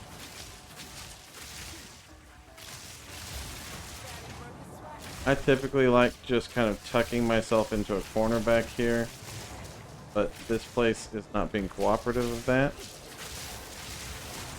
It looks like we're going to be stuck fighting everything. Dodging volatile plants. And little spiders and stuff falling out of the sky. Not an ideal little hourglass. Swift magnificence. Get our sacred water. And so we know that is a bad thing, but we don't know anything about the good things. Now we know this one was Fickle Winds. Fickle Winds is a random benefit to us.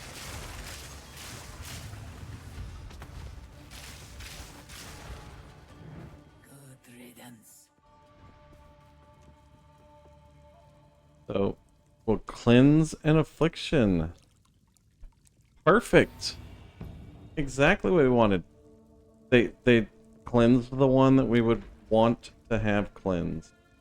Now, we'll take the sacred water and then go straight to the boss. This will be a lot of water for our shopping with blah blah, so that is very nice. Same thing as before, we'll find a corner that we can tuck ourselves into.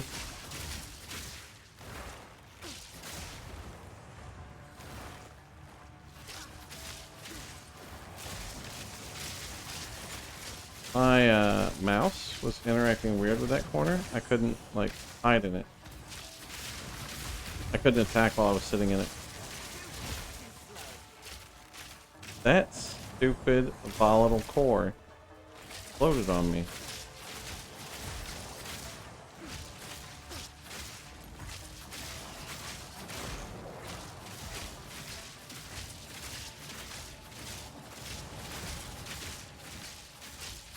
Guess we'll just tag these two. Stupid volatile core ruining my no-hit runs.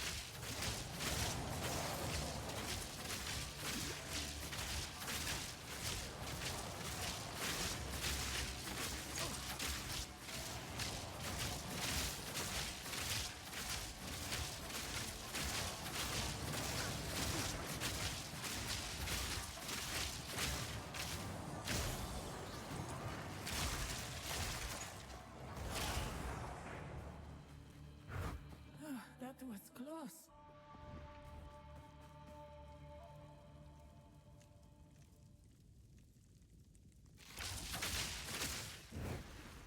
Give us our water. In the Give us our rattle cage. Just a quick recap on rattle cage. Do not stand in the middle of the room when he spawns. Then dodge everything. But that's really all you gotta do. Don't stand right here. And then dodge everything.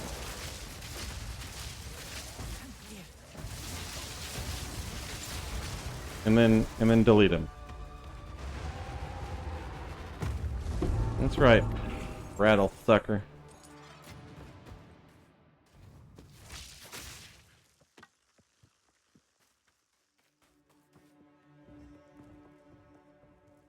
A bronze body armor cache. I'm sure it sucks. Blah blah. Blah blah. What you got for me?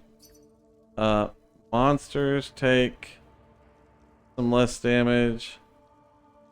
Increased effect of your non-unique relics. That's a good one. Monsters deal less damage is good. Monsters have reduced action speed. That's good because we enhanced their action speed. Restore honor. When we enter room, just fucking just buy all of them.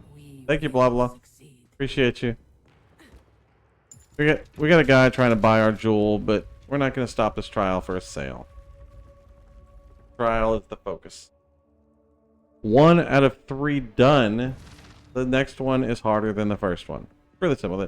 The rooms are bigger. The map is more detrimental. Like you start off with, you are not always in the room taken, or lose all sacred water on floor completion, or traps are faster. Now, traps are faster, not as bad as it sounds. Traps are slower, absolute misery. But don't feel bad about taking traps are faster. Traps are faster is not that bad.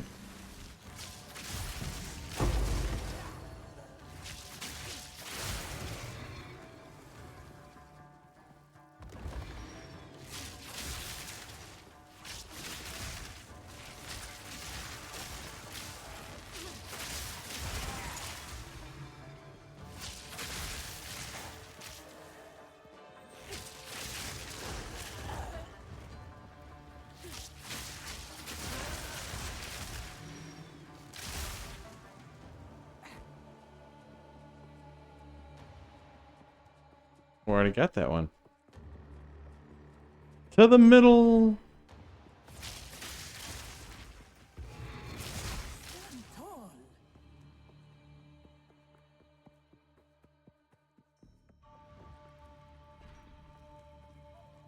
We'll restore our tiny little lost honor. And we'll get a sacred fountain into either a gold or a silver key. Hourglass trial, chalice trial, hourglass trial either way. No choice.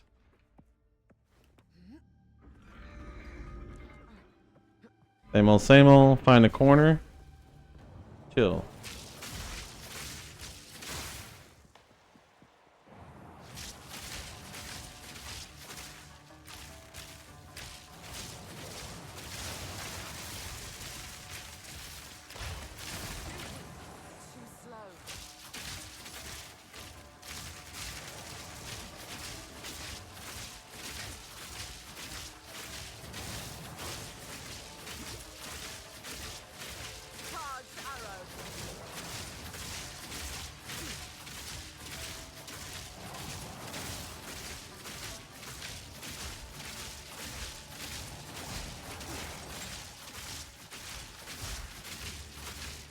Not the most glorious way to complete these rooms, but safety over glory.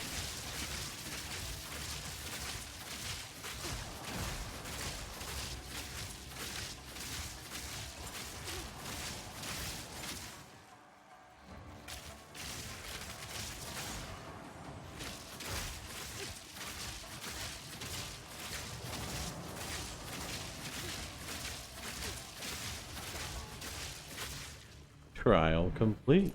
Swift magnificence.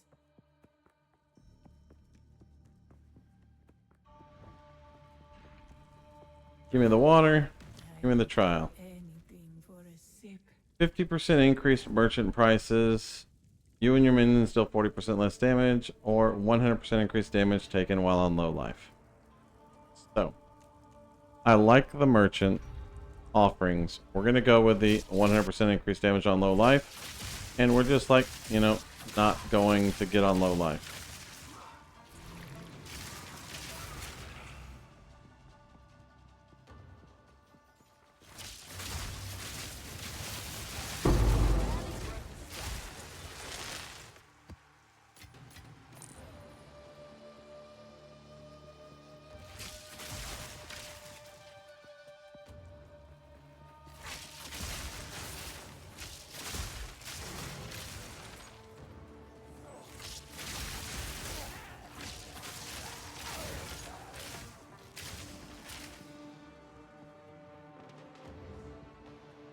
Something hit me.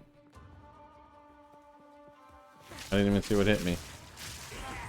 Maybe one of those skeleton archer guys?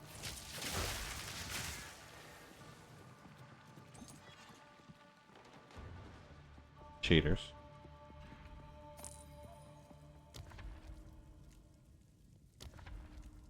Alright. Damage taken on low life.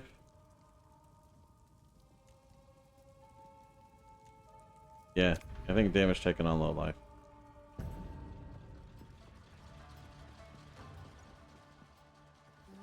Watch the floor trappies.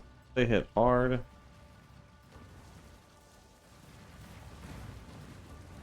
This little fire trappy thing doesn't hit too hard.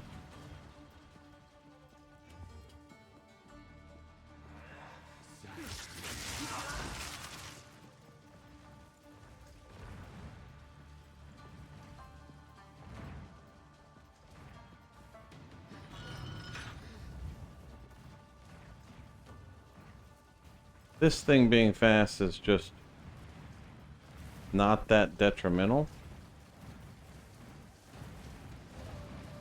Because you'll always have the same amount of room to move around.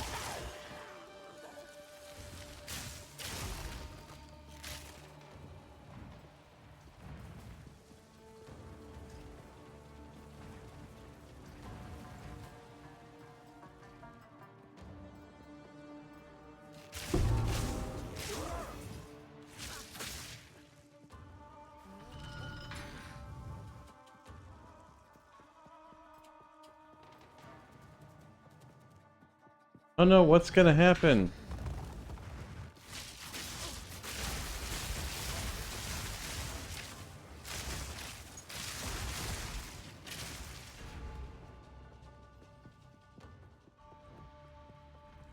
And we'll take our bronze key. And we will take our next bronze key. We're gonna be bronzed up.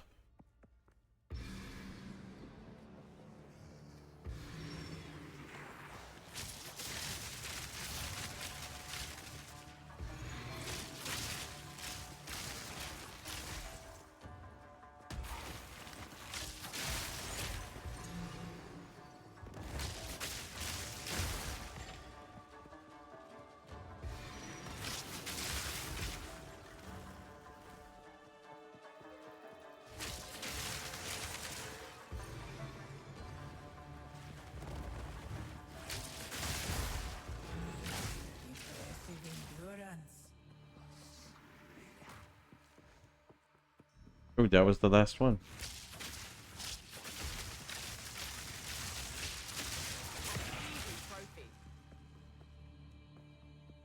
He didn't have nothing.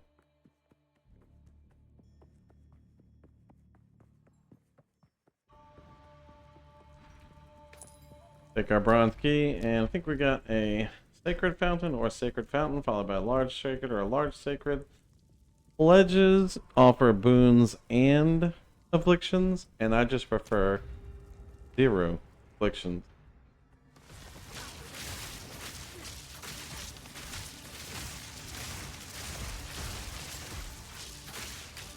Just as a reminder, you only have to kill the summoners, not the creatures they summon.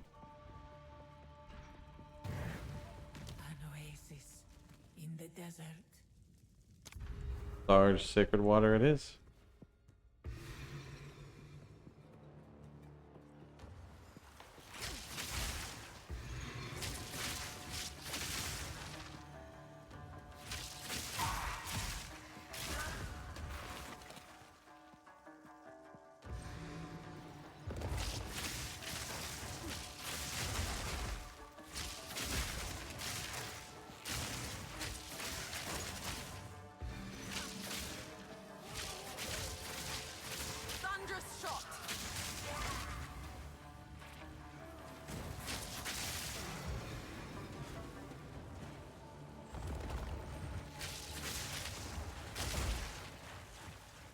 That's sneaky.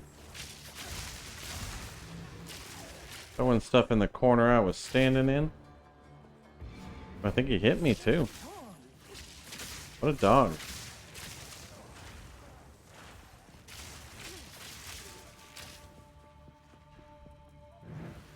An oasis. And now we've got constructs. Two ancient guardians await So these guys need to die at exactly the same time. If they, well, not exact, they need to die relatively close to one another. If they don't die close to one another, then one will empower the other one, and you'll have to fight like a double construct-y thing. Just kind of get them together.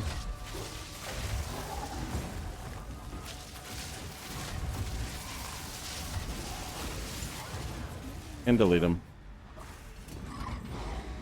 That was an impressive.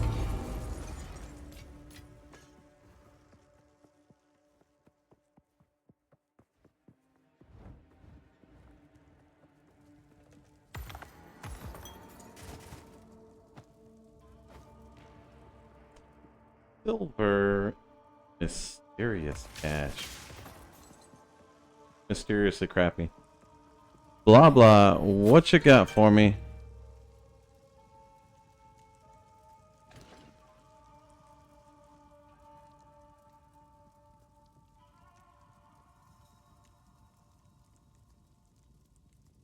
Next minor boon is converted. The next key you pick up is duplicated. Traps are slower is okay because traps are currently faster. Then we'll duplicate the key. All looks good to me. Last trial.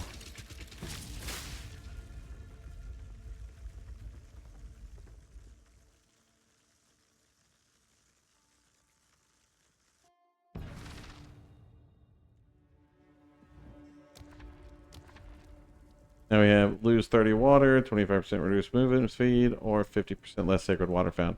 There's a merchant right here, but we is broken. Broke. This opens up two options. This merchant would lead us only to one. Silver key is two as well.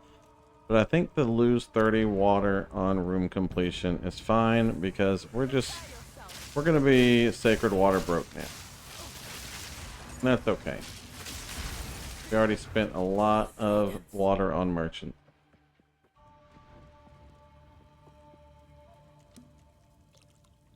Now let's see if we got a good pledge. All-seeing eye. Lose 3 random minor boons. I'm okay with losing all of those. Boom. Seeing the whole map is incredibly valuable. So, this whole section is blocked off because there's no way to get down here. So we're just going along this top section. Bronze key to ritual. Awards a shrine that greatly restores it. We don't have to take the affliction. And then we get a merchant and then a bronze key. And then lose % life when you're hit is fine. We don't have high life anyway. And then Sacred Fountain, and then to Ashar, the Sand Mother. I think that is going to be the path we're going to take. We'll start off with our bronze key.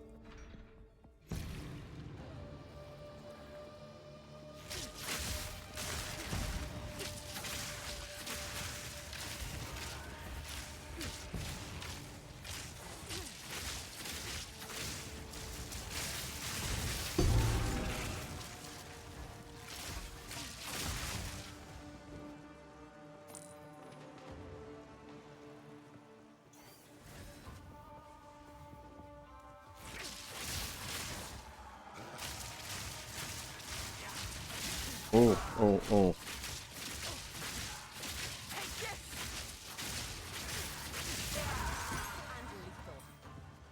Careful with that fire. That stuff actually hurts.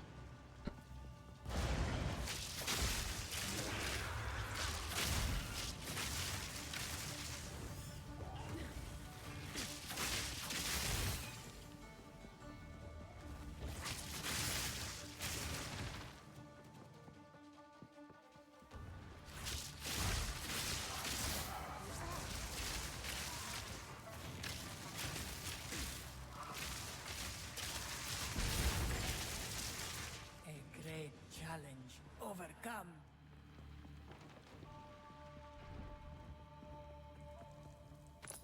Take a bronze key. And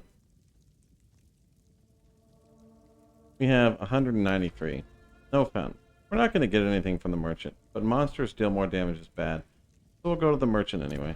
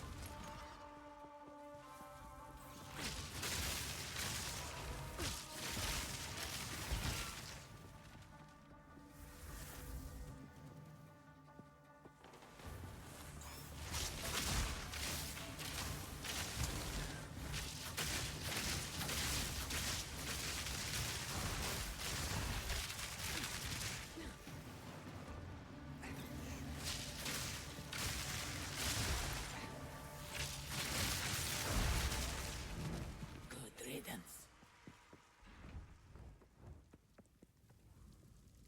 A random minor affliction for 500 honor that we're missing. Not going to be worth it. We'll potentially have enough to just restore honor at this merchant. Probably not, with Blood Chalice as the challenge here.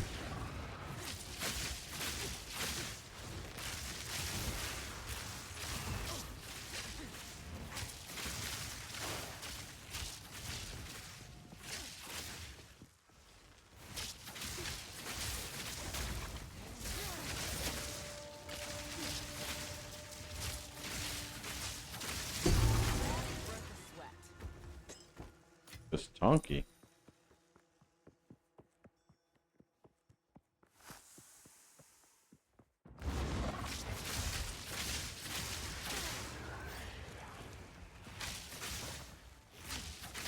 Charged arrow.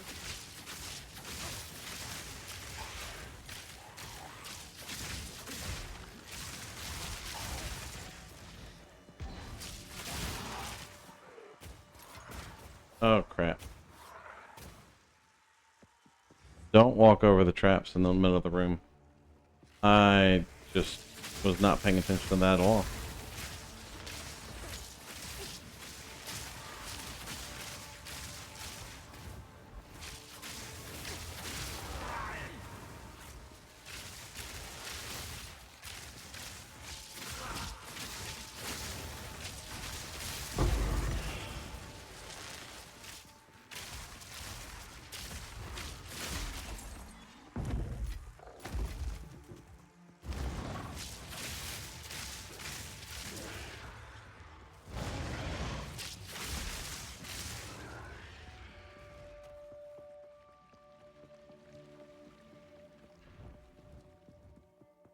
I shall Blah blah. We cannot afford anything from you. succeed.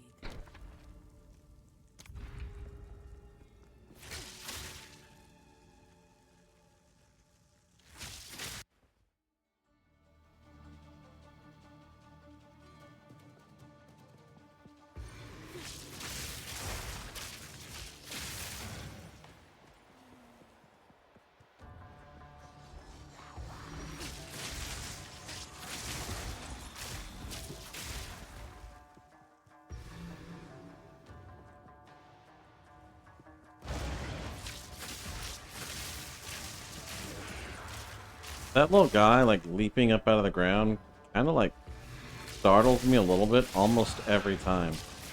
They did such a good job with the imagery on it.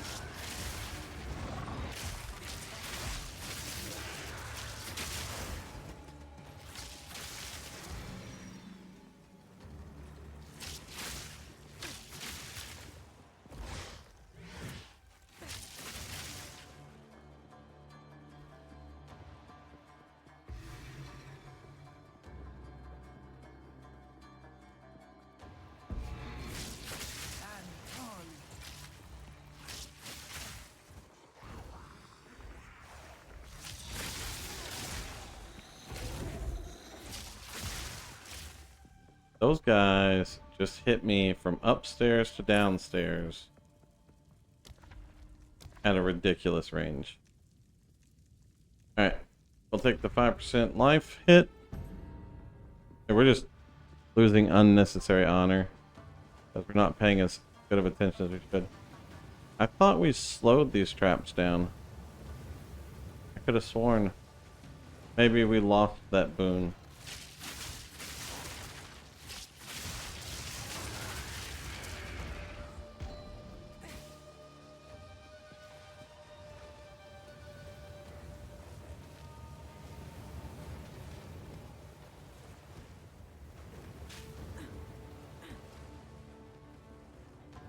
Oh, we got hit by that one.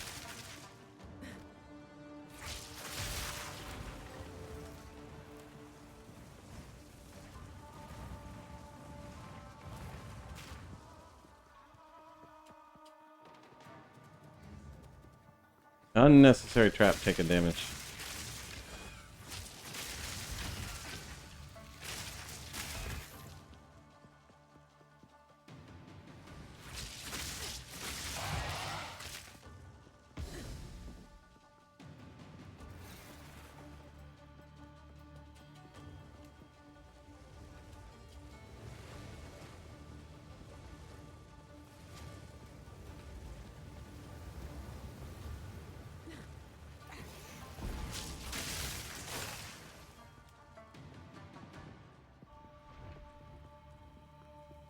Give me my sacred water that I'm not going to get to spend. A shrine to restore honor. We'll take it.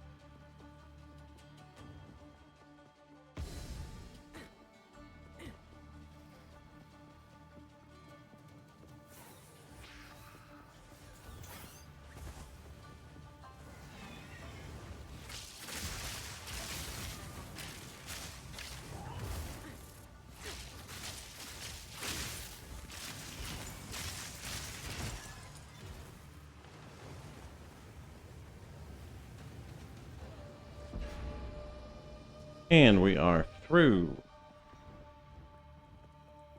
Take our little bit of honor back here. And Sandpit. Now Sandpit has a bunch of really nasty attacks and traps in the room. So try to be cautious.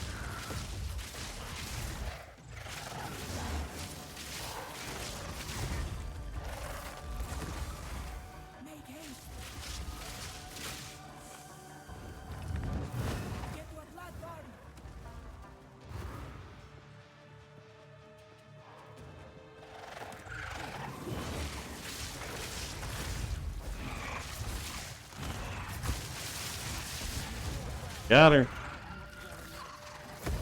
This was the end of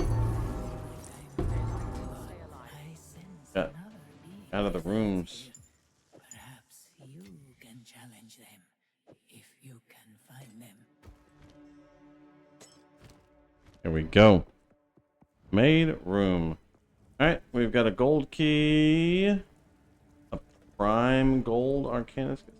For your gold mysterious cache. All these fancy names, and we got an augment orb out of it. That was so prime and amazing. So glad that you gave me these awesome chests. Here to choose loot from. Ascendancy time. And we get Tailwind back, which will be amazing. Back to the grind. Got another sale. Got another sale.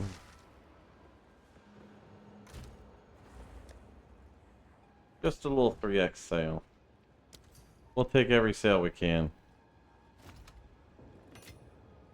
Thank you, sir.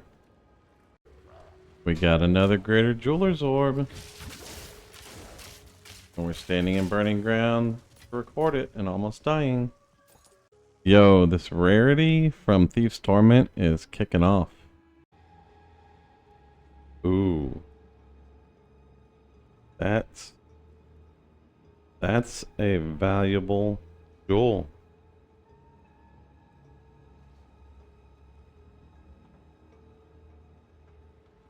$14 and 7 crit.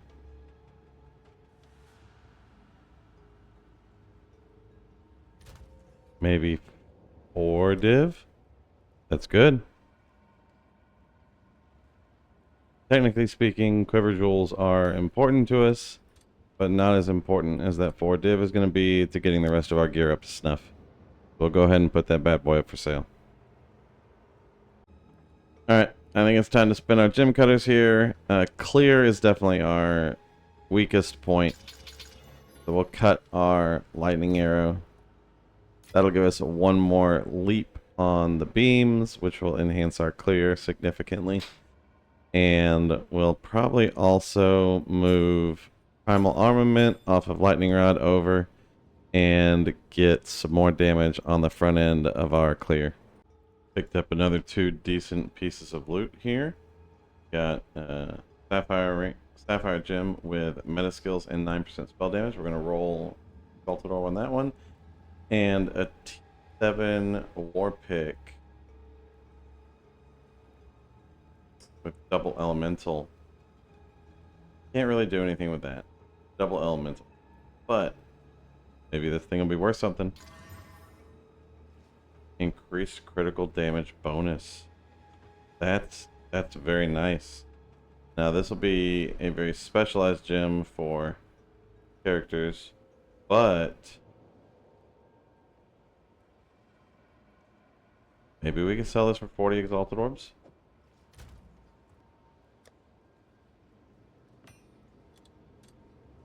That would be a nice boost to the budget. Alright, it's time for our T7 mapping. And we are also starting to accumulate Atlas points. As you complete 5 T1s, you get 2. 5 T2s, you get 2. So on and so forth. And you can plug these points in wherever you'd like to on the tree. And I typically like going towards this quantity of waystones found for map sustain, around to quantity of items for more map sustain, and down over here towards increased explicit modifiers, because that's going to increase the number of waystones that drop, and that of course gives us more map sustain. And so we have obviously up to 30 points available for up to T15 completion. However, realistically, we will have at this point in the game probably completed up to T6 since we're moving on to T7s. And so this is what our tree will look like for right now as we're doing the mapping. So we'll load up the map on this irradiated T7 boss map, with always using the best map that you have available for bosses. So this is our best T7 map for bossing.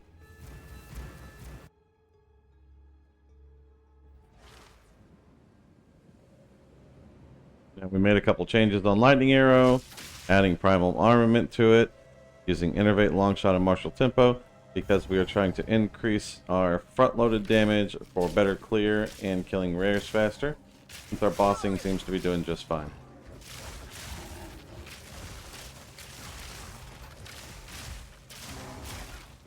This is especially important for breaches too, as breaches are probably the most dangerous part of mapping because of the rate at which they can spawn enemies. So you do want to have a really strong clear. We're not using double herald right now. Lightning Arrow is going to become the most important part of our clear.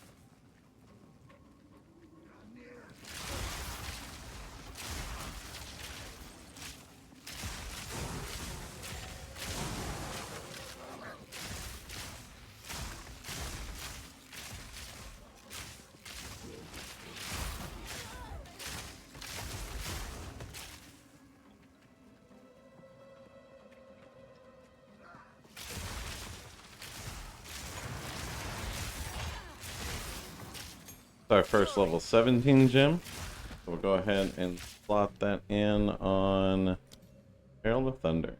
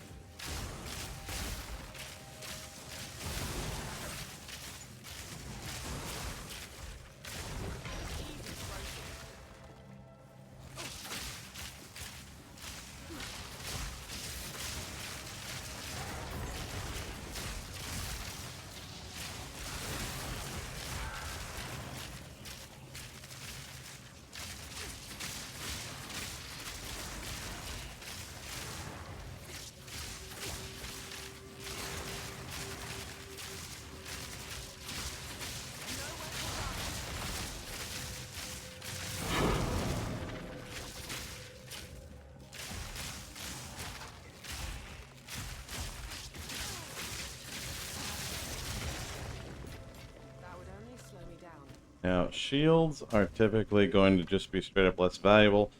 Very few people are using shields in PvP right now. So if you're looking for important rares to pick up, shields are probably going to be the lowest on your list of items to pick up. That combined with armor and energy shield armors, and then armor after that would be the least valuable rares to pick up.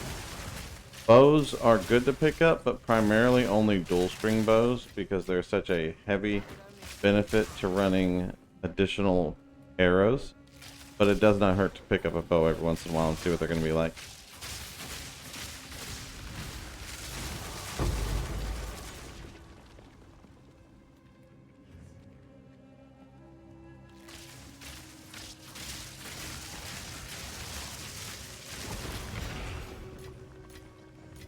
Crossbows can also be very valuable. There are a lot of people using crossbows.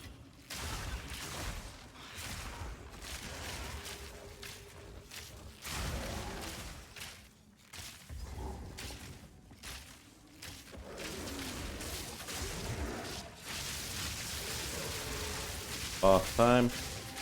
Curse down, get your mark on him. And collect your loot. Thank you, Monkey Man. Oh, it's our first Divine Orb. Well, T17 map farming. Divine Orb action. Thank you, Rarity. Well, looky there. Someone is buying our jacket. Maybe. Maybe. There we go. Right now we are trying to save up money to get a HOOOWWWAAAAA. Hand of Wisdom in action is going to be the biggest upgrade to our damage that we have access to, because we get so much dex and so much int just to be able to use our skills and our gear.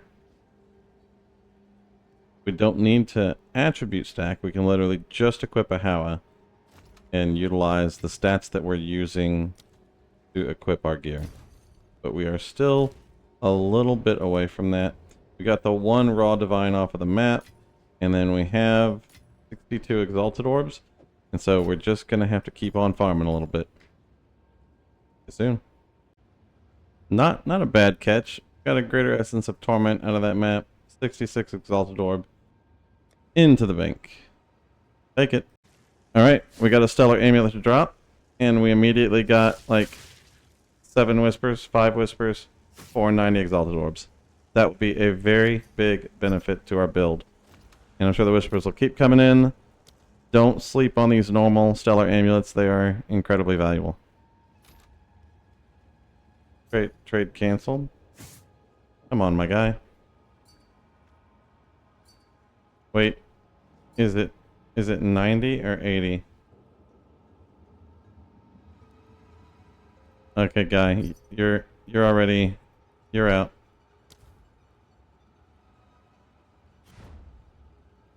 We're not doing this like weird negotiations and oh what if and maybe. We're gonna sell to a guy that's gonna put exalted orbs in the window.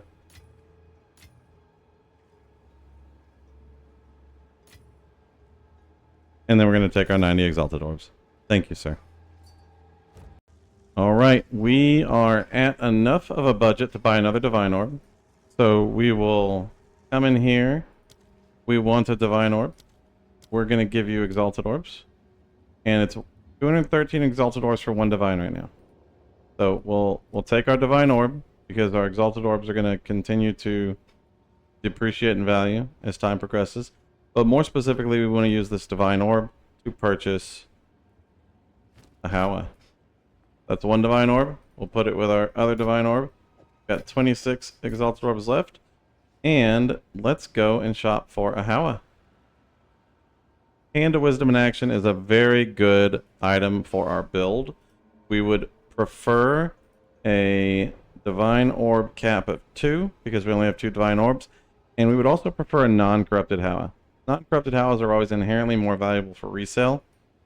Now these do not have the best stats. We're going to whisper all 3 of these people because they just listed them now. And we'll see if we can get one of those. If we can't get a non-corrupted one, then we'll buy a corrupted one as long as it doesn't have any bricked stats on it. Now, seeing as how there's only 3 listed, they were all just listed now, just listed a few seconds ago. Probably not going to get one of those. So we'll go to the corrupted versions of them. So we'll take any corrupted or uncorrupted HOOOWWWAAAAs. This is 151 of them, so more. The key thing here is we don't want a bricked stat. So we want increased attack speed for dex. And we want this to be at least 3%. And then increased lightning damage for intelligence. So lightning damage per int, we want a minimum of 5.5, which is 1 plus 10 divided by 2. That puts us down to 93 of these. Now, since we're looking at corrupted ones, we might as well get a weighted sum of dex and int that is high as we can get. And so we'll sort by weighted sum. And then we'll sort by this sum here. And there will be some interesting affixes on here, like damage penetrates 14% cold. That's not bad. It's a good dex and int. Penetrating cold damage would give us the ability to do more damage with our dual heralds when we get back into doing dual heralds. Let's see here if there's anything else with an interesting corruption on it. Damage penetrates 12% lightning resistance. Just straight up a benefit to our build. That's a good item for us as well. Weapon swap speed we don't care about. Breaking armor doesn't matter to us. This one is a double 10% all res.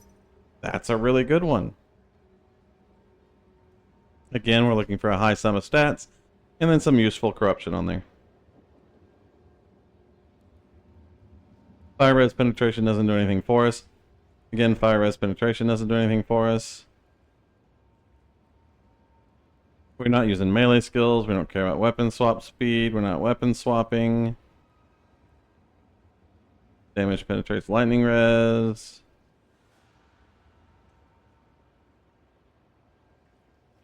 Doesn't look like we're getting a response from any of those people.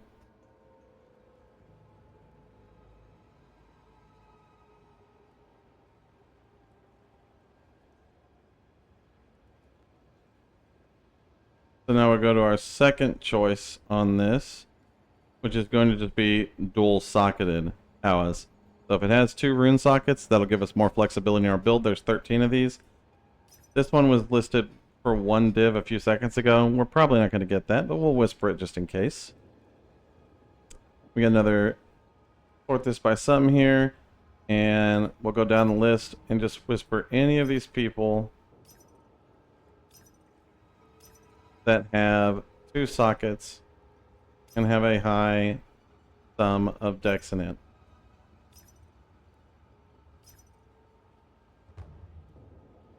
Got one.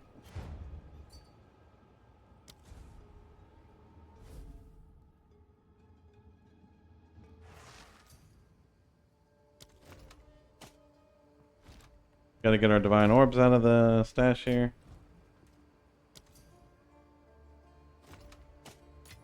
Make sure that it's 3 and 1 to 10 and the stats are appropriate and it has the 2 sockets on it. We would hate to get scammed with our only 2 divine orbs that we have.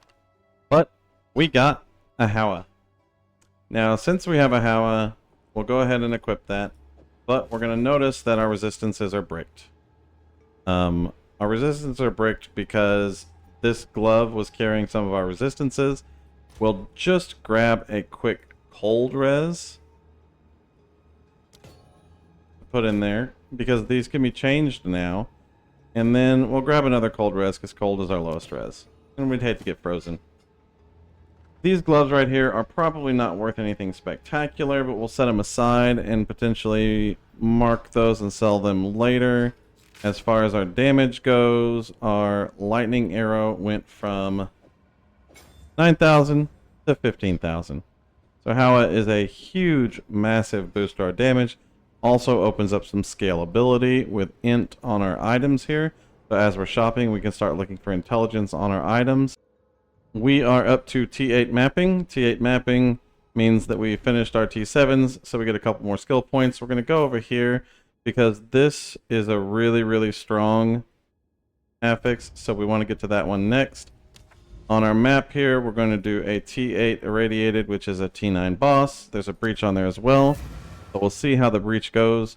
This is obviously with our new Hands of Wisdom in action, but we are lacking a little bit on resistances that we need to fix. So we're a little squishier. We'll have to be careful until we shop for some new resistances. But our damage is solid. Lofty Summit. This map layout is not too bad. See, our clear damage is really good. Here's our breach.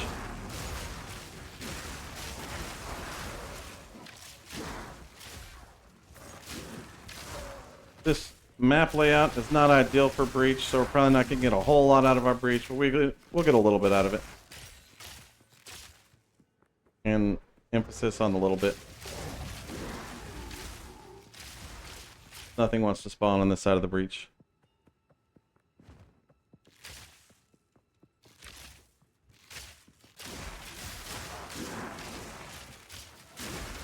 I can't get around this terrain.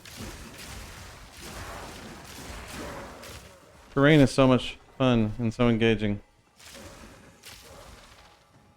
Alright, so it was a crappy breach, but let's get over here to the boss.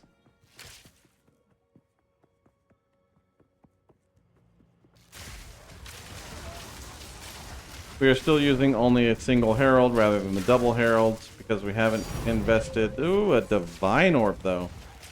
We have not invested a lot of currency into our gear necessary to get the spirit.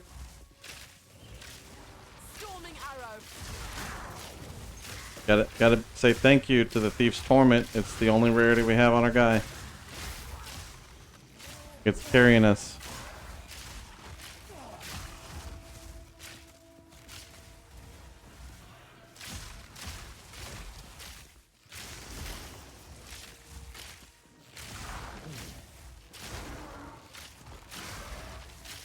As you can see, our clear is solid even without using the double heralds. Herald of Thunder does so much work when it's combined with Lightning Arrow. And we have quality on our Lightning Arrow gem now, which is a huge benefit to us.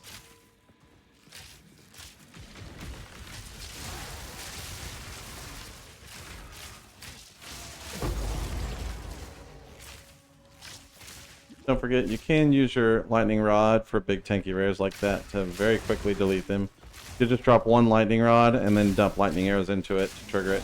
You're probably not going to generate enough energy to consistently trigger cast on shock, but Lightning Arrow can still chain onto the rods and activate them to do a lot of damage.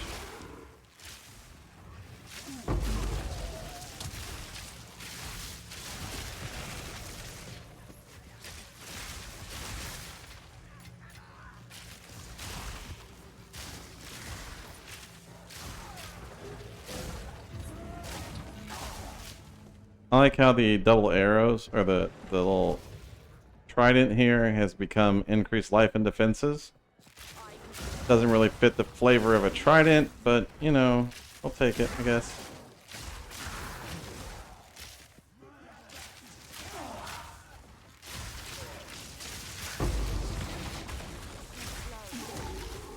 always pick up jewels. Jewels can be incredibly valuable. And they take up no space.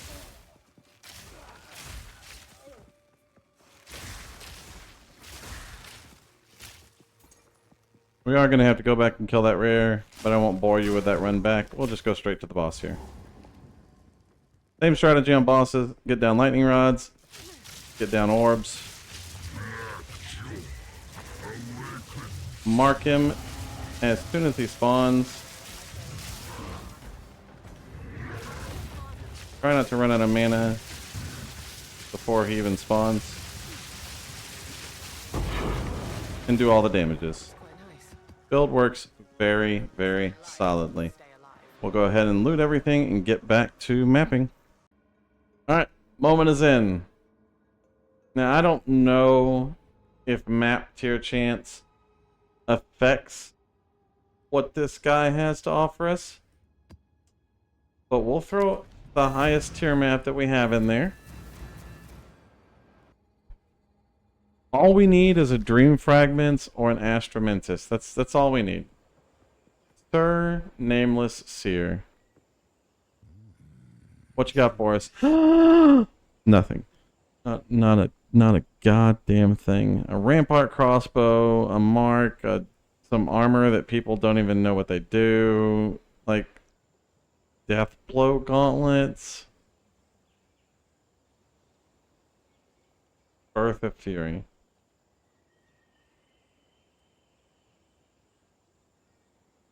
Sag Seer. Sag. Fucking Sag.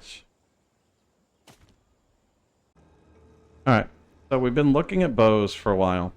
This one is ideal.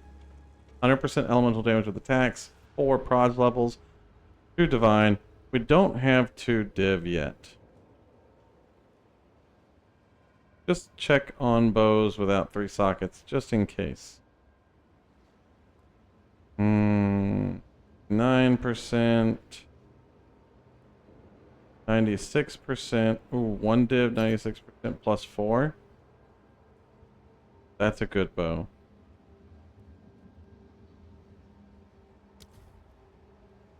This amulet being sold does not go to our budget, unfortunately. This is main account budget bow, budget amulet. But this 1 div bow right here, thing's looking good. 250 DPS, 96% plus 4.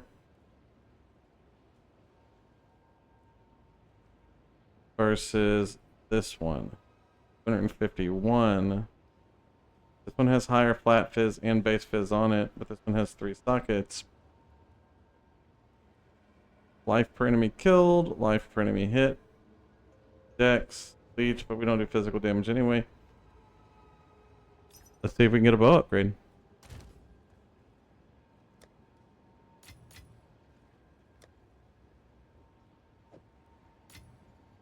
Got 1 divvy. Now our bow is higher flat damage, but the flat damage becomes much less important. No, we got it. Much less important once we have a HOOOWWWAAAAA. This bow also had dex on it, which is really good for us. We're going to be able to start moving some of our dex out for int, so we'll probably do that as well. Take our 1 div bow. No open prefixes or anything.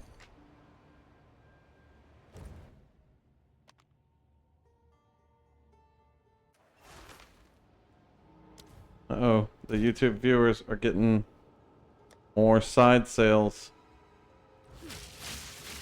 Alright, so we get our 1 div bow here. Yes. We're going to need to shift dex over, because we don't need that much dex. In fact, the most dex we need right now is going to be 151.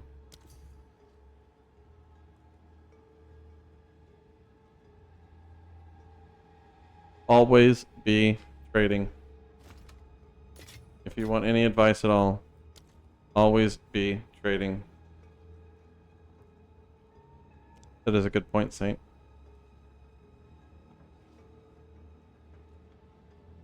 195 technically for the bow.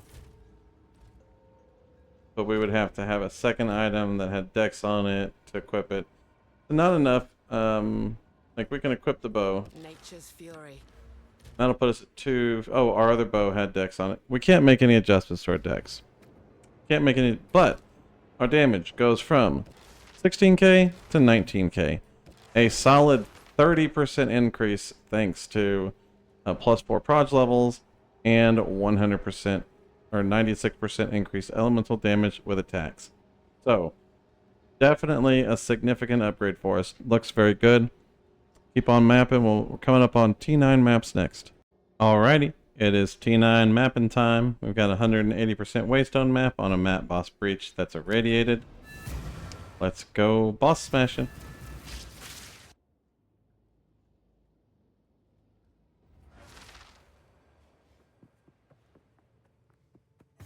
This will be our first T9 map with our new bow. Thunderous shot.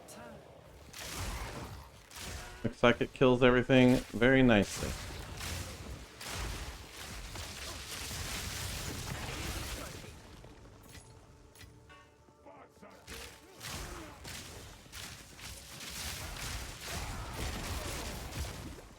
And mana is going to be a little bit more of a challenge with our lightning arrow now that we have +4 to skills on it. So we will have to be a little bit more cognizant with our mana flask. But Thieves' Torment is still going to give us a huge return on our mana. So unless we're firing off into the Oblivion, we're almost always going to be just fine on mana.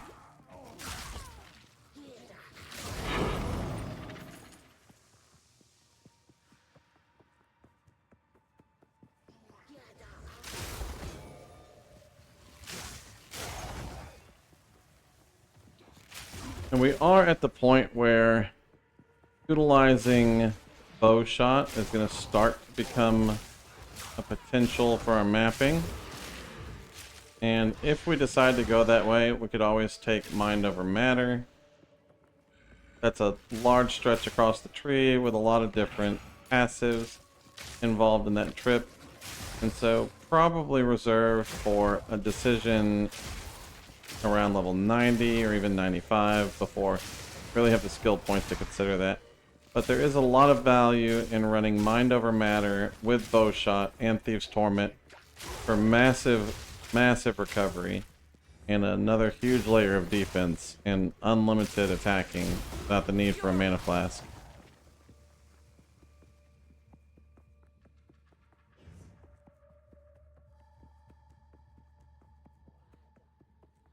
The density on this map.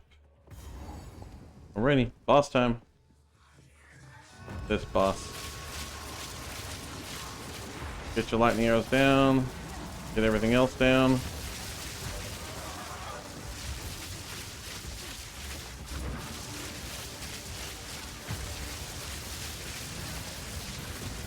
Do boss damage.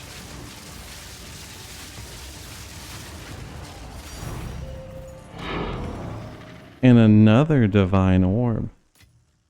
That's quite nice. Polish the ring. Every time you get one, you gotta come and polish a ring. It's carrying all the heavy work here. Very nice. Alright, so we are shopping again. We have our one divine orb in our little pile of exalteds here. But we need an amulet to fix our resistance. And so we searched for an amulet that had 2 proj levels and max energy shield, because we do want max energy shield. And then just all the resistances, all the stats that we could get on the amulet. We sorted, we set a limit on 200 exalted orbs, and came up with this list. And I really think this is the best one. It gives us 43% energy shield, a little bit of flat ES, not bad. Spell damage is worthless, but +2 proj, a ton of resistances, and the ones we need. And it's already anointed with electrifying nature. So, I think that is the one. Let's just hope the one responds.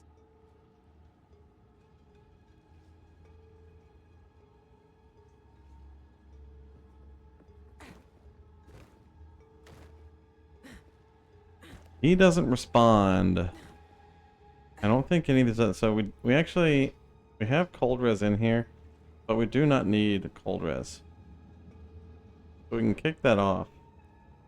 That leaves us with these. This one is corrupted with a bad anoint, so I don't want to spend 100 on that one. This is the one. This one has lightning res, but then all attributes, no all res. And we really need some resistance out of our amulet. Especially where we are in our gearing. Don't want to give up our boots because that chaos res is going to be really hard to replace. We'll give him a courtesy invite. Adho Muka. Muka Muka. Por favor. Accept our invite. We want your amulet. Sure. I think he's AFK.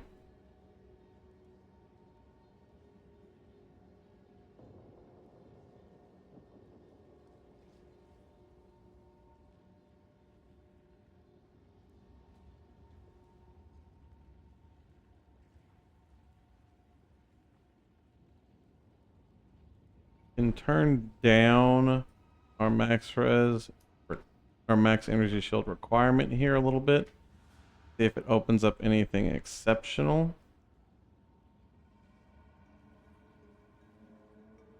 Maybe.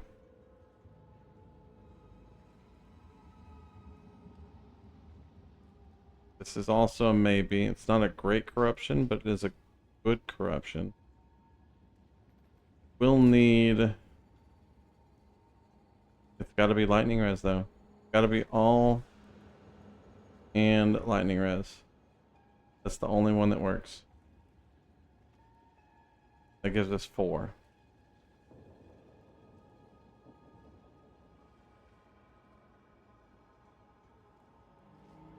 This one that we're trying to get. Give him one more whisper. This corrupted one that has a terrible enchant and no anoint. But it is not a bad one. And this one that doesn't have the all res. Really, we need to have all elemental resistances and lightning resistance for this to fit our needs. We can lower this to 80 maybe. See if that opens up some options that kind of fit the bill. This one's still the best one. This one with this terrible anoint or enchant with no anoint. This one's not bad. Got max life and max life. One div is more than I would want to put on this one. This one is not bad, but it's not good. This one. Keep half a div. Mana regeneration rate doesn't do anything for us, but it's got big and it's got +3 proj.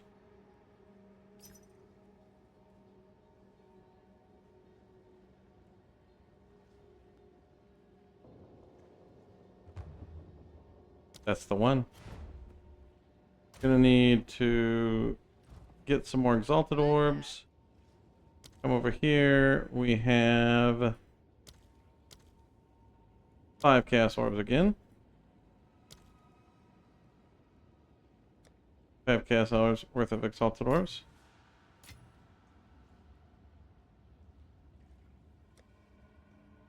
I believe we have a couple of chance orbs too.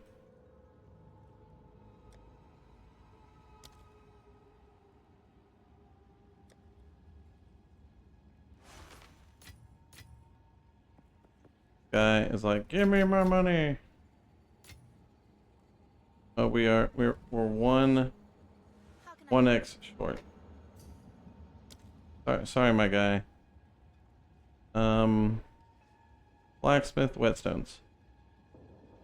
We need 1 exalted orb.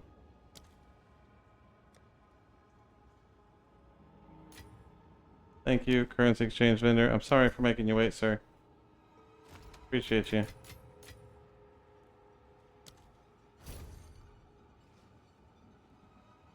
we go. Now we'll need to get our attributes fixed a little bit. We're missing a lot of decks right now because we cannot use our bow. And if we can't use our bow, we can't use our quiver. So we need to see how we need to move around our character. We'll just equip an old bow here. It has a lower requirement. Shocking. This one has no dex on it. We're going to get 17 dex when we equip this quiver. We need this to be 212. So 170 plus 17 minus 212. 25, so we need to move 5 int nodes over to dex. Speak. A little bit of a damage loss.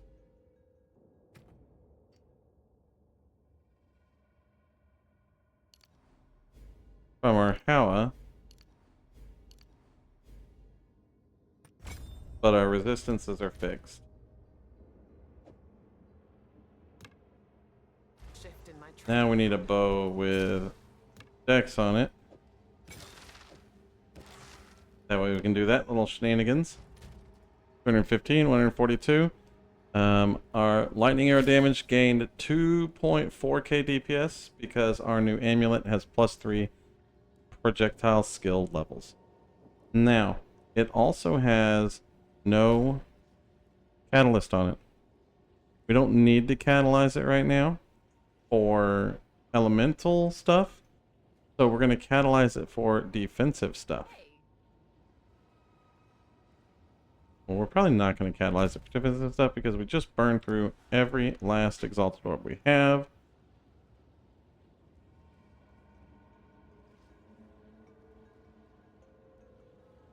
We'll probably address this later. It's a good purchase though. Back to the map. Alrighty, we are up to T10 mapping. We are on an irradiated map boss map. 95% waystone chance. And monsters deal extra damage is cold damage. Let's see how everything goes. No real changes to our build since we bought the bow and the HOOOWWWAAAAA. We actually did get the new amulet as well, but no changes since. We are starting to have mana issue. Lightning arrow on map clear, so we're probably going to have to add inspiration onto here, which means we're going to need to invest in a 6-link lightning arrow. So we'll see if there are corrupted ones for sale, and then we'll decide if we want to invest the currency into rolling our own corrupted amulet. That is an option, and we may pursue that as well.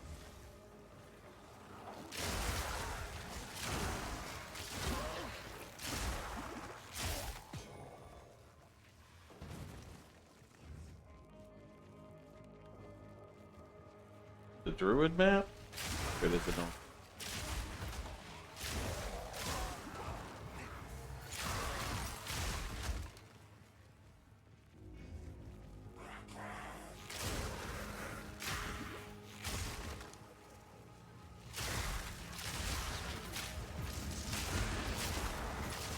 Again with the trident, increases our life and defenses. Makes no sense to me. 2v1, the trident is like attack speed 1, I think? Or maybe it's the crit one. Can't remember. Definitely not increased life and defense. At level 17 uncut jewel though we need. Grab that.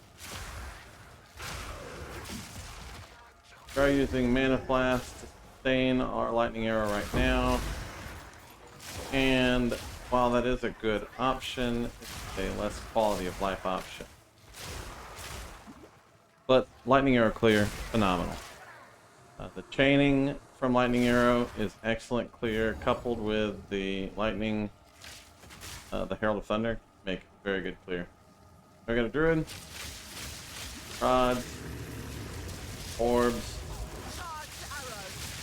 and lots of ball lightning, and then one dead druid. Damage significantly up for our bossing. Clear significantly better. It's just a matter of managing your mana now for clear. Being careful not to dump all your mana before the boss spawns. so that you can get all your mana generation from Thieves' Torment. T11 next. Alright, we are back again, and we are going into T11 mapping. This is going to be another map boss. It's got a ritual, and it's irradiated. We're a little squishy for rituals, so have to be super careful in rituals.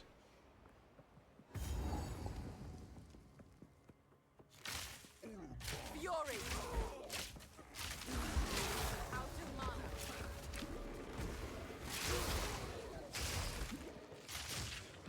We really should look at replacing one of our jewels with a mana on kill jewel. That would be very, very useful for us.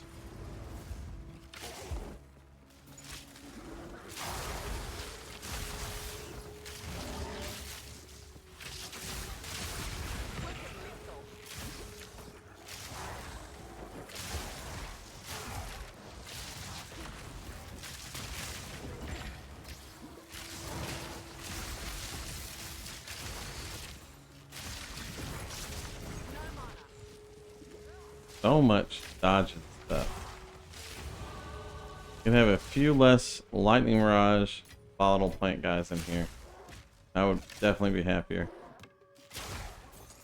But lightning arrow is doing its job. Even again, still without double heralds, performing very well. We're probably about at the DPS where we could support double herald. The thing that we'd be missing is the spirit on either an amulet or a chest piece necessary to support carrying the extra aura, and that is merely a price point issue. But we're there as far as the damage goes, probably, to maintain a double herald. This little tornado on this ritual is absolutely deadly because it can stun you and keep you in place. So make sure you stay far away from it. Very rough in rituals that have very tight spaces.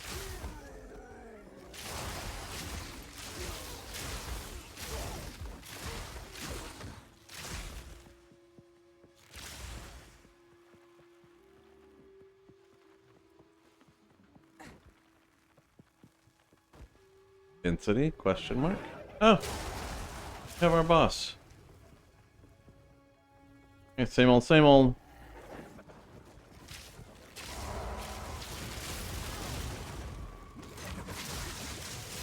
Careful of those big guys up top.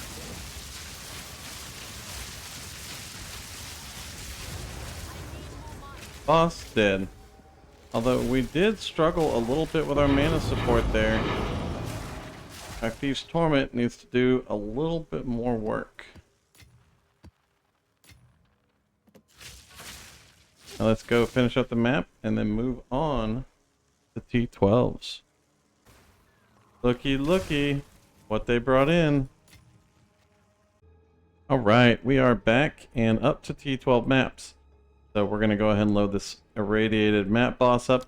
Just to give you an idea, again, where we're going with our passive points, we're picking up increased effective explicit modifiers, increased quantity, increased rarity, and more explicit modifier effect. Rare monsters have additional mods, increased quantity of waystones, and waystones have more effect of prefix and suffix modifiers.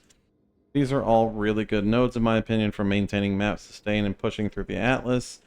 And then we'll get 2 more at 13, and then 2 more at 14, then 2 more at 15 to finish out our Atlas here. For now, let's go do our Ball Factory. One of my least favorite maps that is available. From a bossing perspective, it's nice because you can rush straight to the boss, which is what we'll do. Obviously, our map clear is perfectly fine. The chaining from Lightning Arrow does a very good job. The Herald of Thunder kills off of shocked kills is phenomenal. And apparently we're going to have to redo that map because we're back. T12 mapping. This is the juicy one. Crit chance, crit bonus damage, Ellie res, ailment threshold, stun threshold.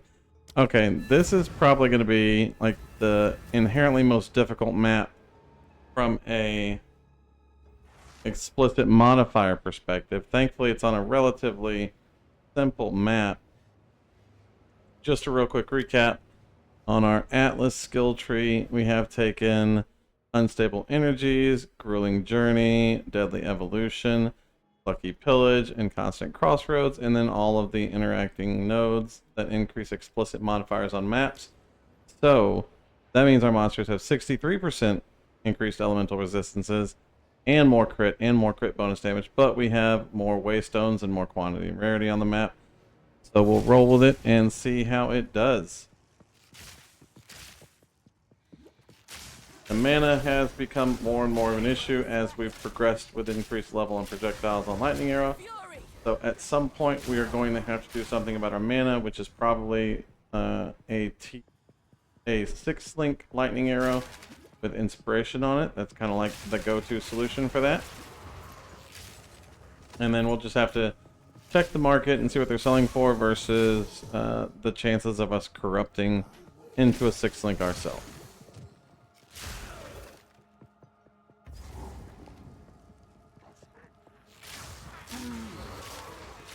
As you can see, clear is still really, really strong on the build. We delete most things off screen with ease. Rares, you can throw one lightning rod down, and that'll be enough to kill them 99% of the time. I'm out of mana. I think that might have been the boss down here. Yeah, it looks like that's the boss down there. Go kill the boss, and then move on to our 13 maps. Nearly done with all of our mapping. Alright, candle. Let's do this thing.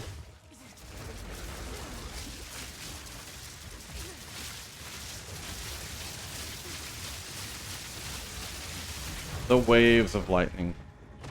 Very, very strong bosser. 2 T15 maps and an Overlord precursor. That's a nice grab. Got a sale. Gotta go do the sale first.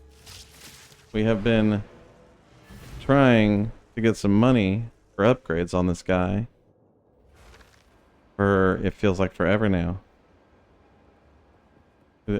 Oh, Chisin, we don't have a sale. We were lied to.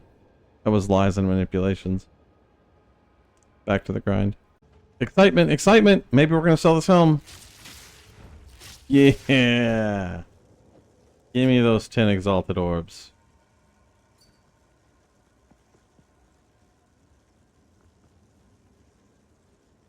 Please TP. Well, I'm in my hideout. Well, why? Why do I need to TP to you? You can TP to me in my hideout. That's why we have hideouts. I mean, we need the 10x. Because we're, like, extra poor. But we're going to take it. We're just not going to like it. Alright, we are up to T13 maps on our Deadeye. No changes to the character. Same gear we've had the whole time. And no changes to our passive tree, really.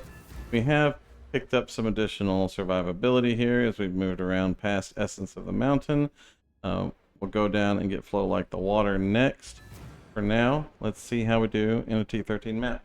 This is a boss map again. We always showcase boss maps with monsters deal 57% extra damage as cold.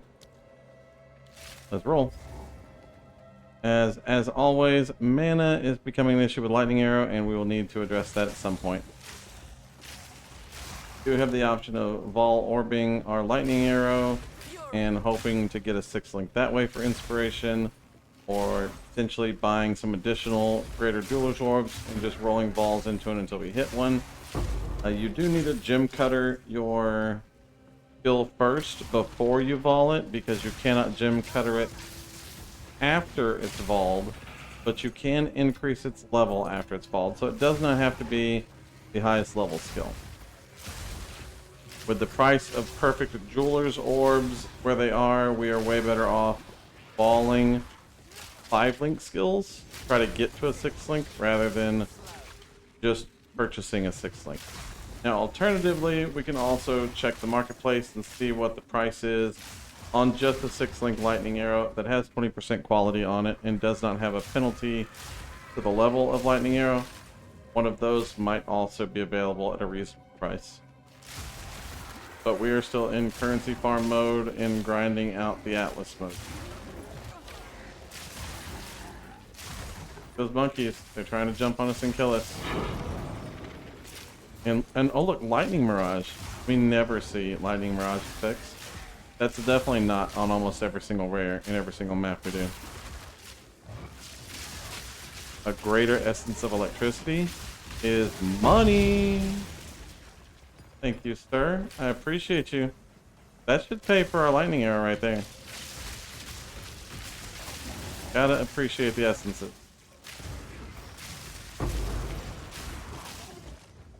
Essence of Torment looks fancy and expensive, but it's not fancier.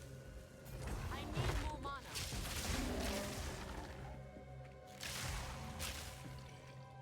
Just for people watching, greater essence of electricity. The price check is probably not accurate. We gotta wait until we get back into the currency exchange and see what they're really selling for. But they might be selling for a div apiece. We'll see.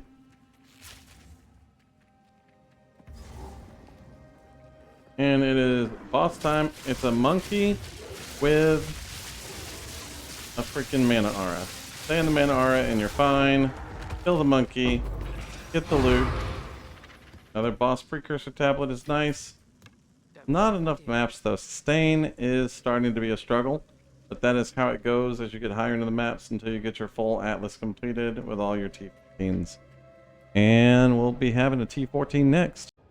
Alva, I've got gifts for you to exchange an exalted orb for me. I will give you greater essence of electricities. And you can give me 84 of them bad boys. Thank you, ma'am. Appreciate you.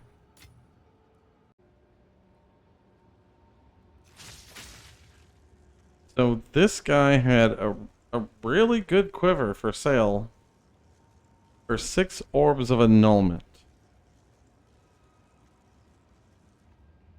I'm assuming that was a mistake. He invited us to group and then immediately disconnected. I'll buy it. It's a better quiver than what I currently have.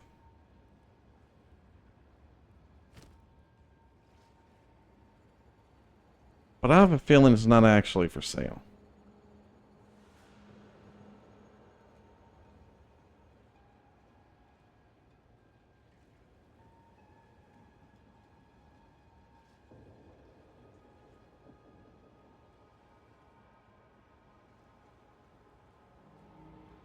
I have a feeling that was fake news. That's okay. We're looking at quivers. These are all significant increases to our damage. This one at gain life per enemy killed is really good.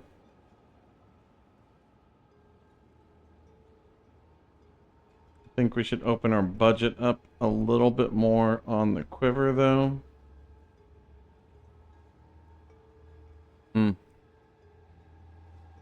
That doth not significantly increase the availability of quivers. This one is good up top. And he did not tell us our orbs of annulment shall go unused. Alright, so we didn't get our 6 annul quiver. But I would like to upgrade our quiver. This one looks like it might be the best choice. This one is the best value.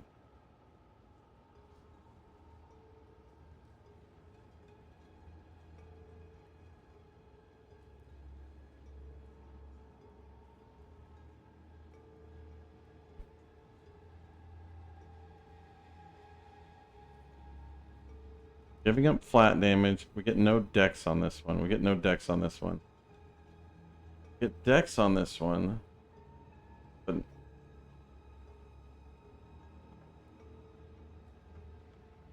tough decisions. This one has a good assortment of stats.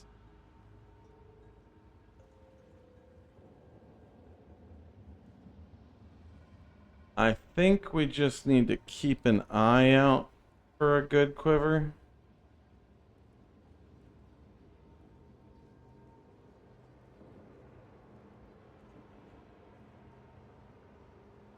I don't think any of these are yet worth purchasing. We will hold off. Alright, we are very nearly finished with our atlas on T14 maps. This one is gold rarity and then a whole bunch of crit. And of course, that's going to be a whole lot more crit once we actually get on the map because of our atlas, which of course has all of these precursor increased effects and explicit modifier increases and implicit modifier increases. And they're good because they increase our loot and our waystone sustain, but they do make actual negative affixes much nastier. So this is 63% increased critical damage bonus and almost 600% chance to crit. So we will have to be cautious, especially around things that attack very fast, that can land multiple crits in a row, possibly one-shot us. Clear, as always, lightning arrow and lightning arrow. Herald of Thunder does a little bit of work, but really the chain from lightning arrow is where the majority of our damage is coming from.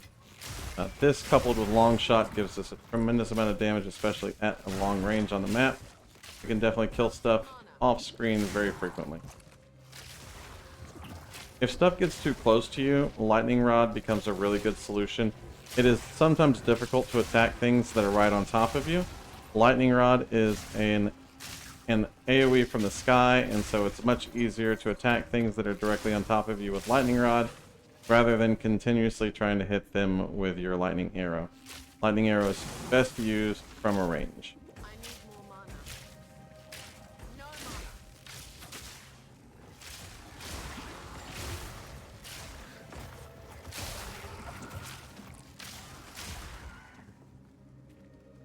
Now we do have long shot as a support skill on lightning arrow, but then we have point blank on our Deadeye Ascendancy tree, which gives us both damage at close range and damage at long range, and allows us to be close to bosses to maximize the damage on lightning rod. Of course, lightning rod is also running close combat on it to further amplify our damage against bosses when we're very close to them, but also acts to enhance our damage against targets that get close to us on the map.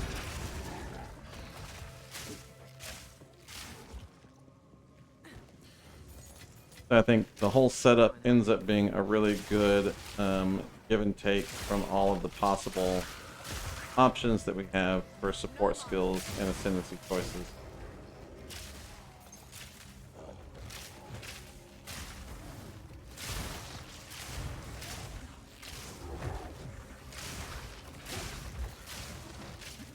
We are kind of creeping up further and further to the point where it will become more valuable for us to be using bow shot instead of lightning arrow from a mapping perspective, because our mana costs are becoming very high, and our bow shot will give us more damage overall than lightning arrow will once we have a really good quiver and the bow shot scaling starts to really exceed what we can do with lightning shot.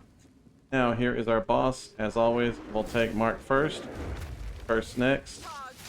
Drop rods. Boss dead. Very nice. T15's next. We are at the end of day 2 on our Zero to Hero Deadeye here.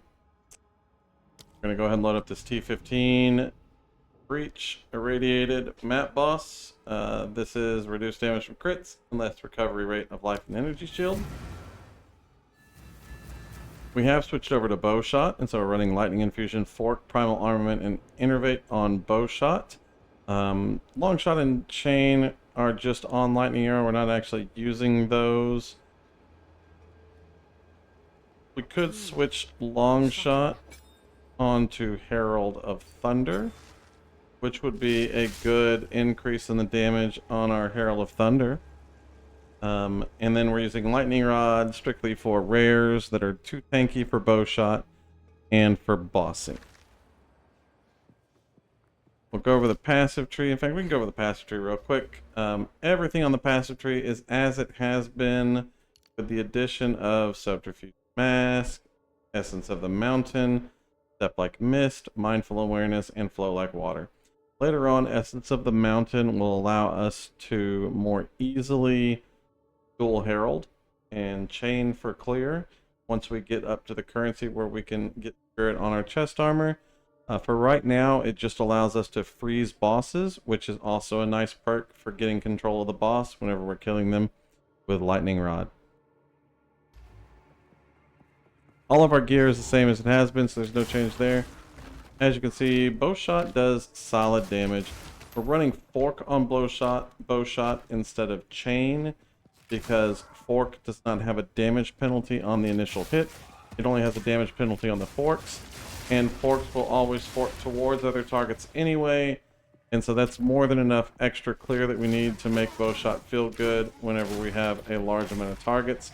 Now, we actually have not run bow shot on a breach yet, but we do get to see how it performs in a T15 breach here shortly.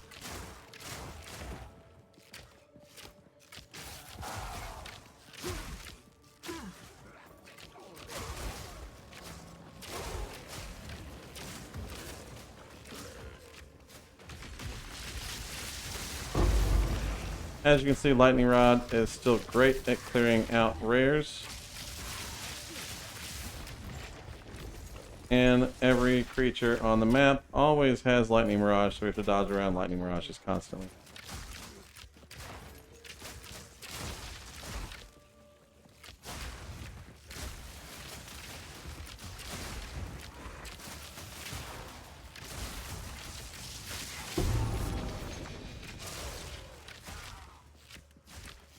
Now, once your damage gets up a little bit higher, more specifically, once you have a higher level of intelligence, then your bow shot will become able to more easily kill rares. But for right now, we are using Lightning Rod for rares.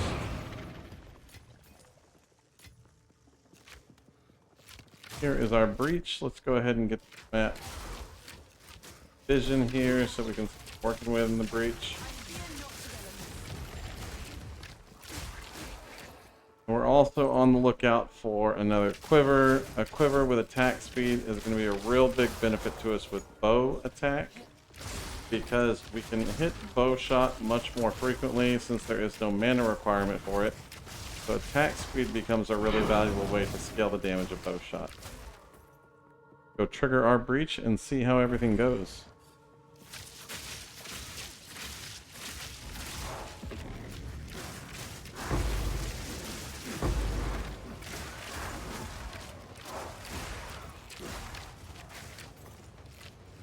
Alright, initially bow shot feels pretty good at clearing the breach. This breach doesn't have a whole lot of density yet, but it seems to be doing a pretty good job of clearing everything. Bow shot's range with projectile speed is super nice, so it's very comfortable to off-screen a whole lot of stuff. And then the forks are always going to fork towards a target as well, so they're going to go towards targets that you can't even see, even if you're attacking stuff that you can see.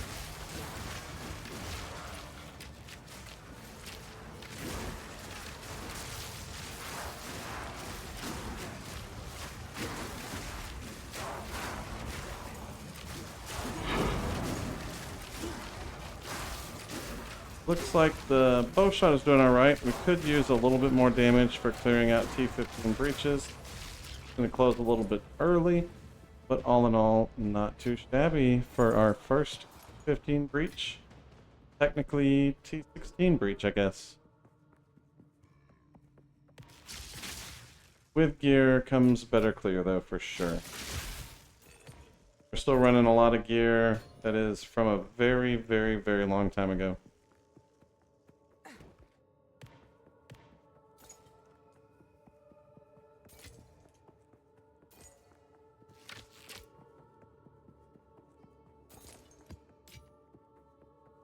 And we have our boss here. Of course, it is this annoying boss.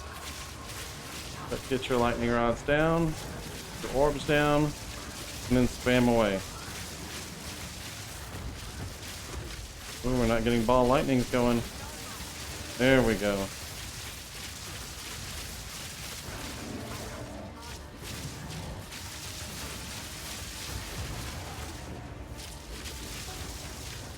It is still very important that you get your curse and your voltaic marks out. So that's a consequence of bad play rather than bad build. What was that? Is that a quiver? 140. I'm really looking for a better quiver than a 140 for a 2-div budget. So we'll just keep looking out for quivers. Don't forget you can use this activating live search so you can see quivers that fit your search priorities while you're playing the game, and just wait for the right one to come along. Like I said, this will be the end of our mapping, getting up to T15 maps. The build did very well. We'll post an update onto the build video that will include the tree of where we're at, as well as the items of where we're at on the character. And we'll continue farming items. We want to get a Zesht kill in here, and maybe an Arbiter kill in here tomorrow, so that y'all can see those as well. But that'll be a little bit more farming for the currencies necessary to do those bosses, as well as getting our gear up to par so that we can comfortably do those bosses. As always, if you have any questions, leave a comment down below, or just come by Twitch. I'm happy to answer all of them that I can. All of these guides are kind of designed to fit your budget as a starter character. And so there are always improvements that can be made. And so if you have questions on how to take your character beyond what the guide is offering you, please feel free to come by and ask. And as we get better POB content and more access to setting that up properly, we will continue to update the character's build in POB so that you can see where the future of the Lightning Deadeye is going to go. There are numerous guides out there for Deadeye, so don't hesitate to look at someone else's guides to get more information or better information, depending on what you have access to and how you want to build your character. Other than that, thank y'all very much for watching. You have a wonderful day. Peace.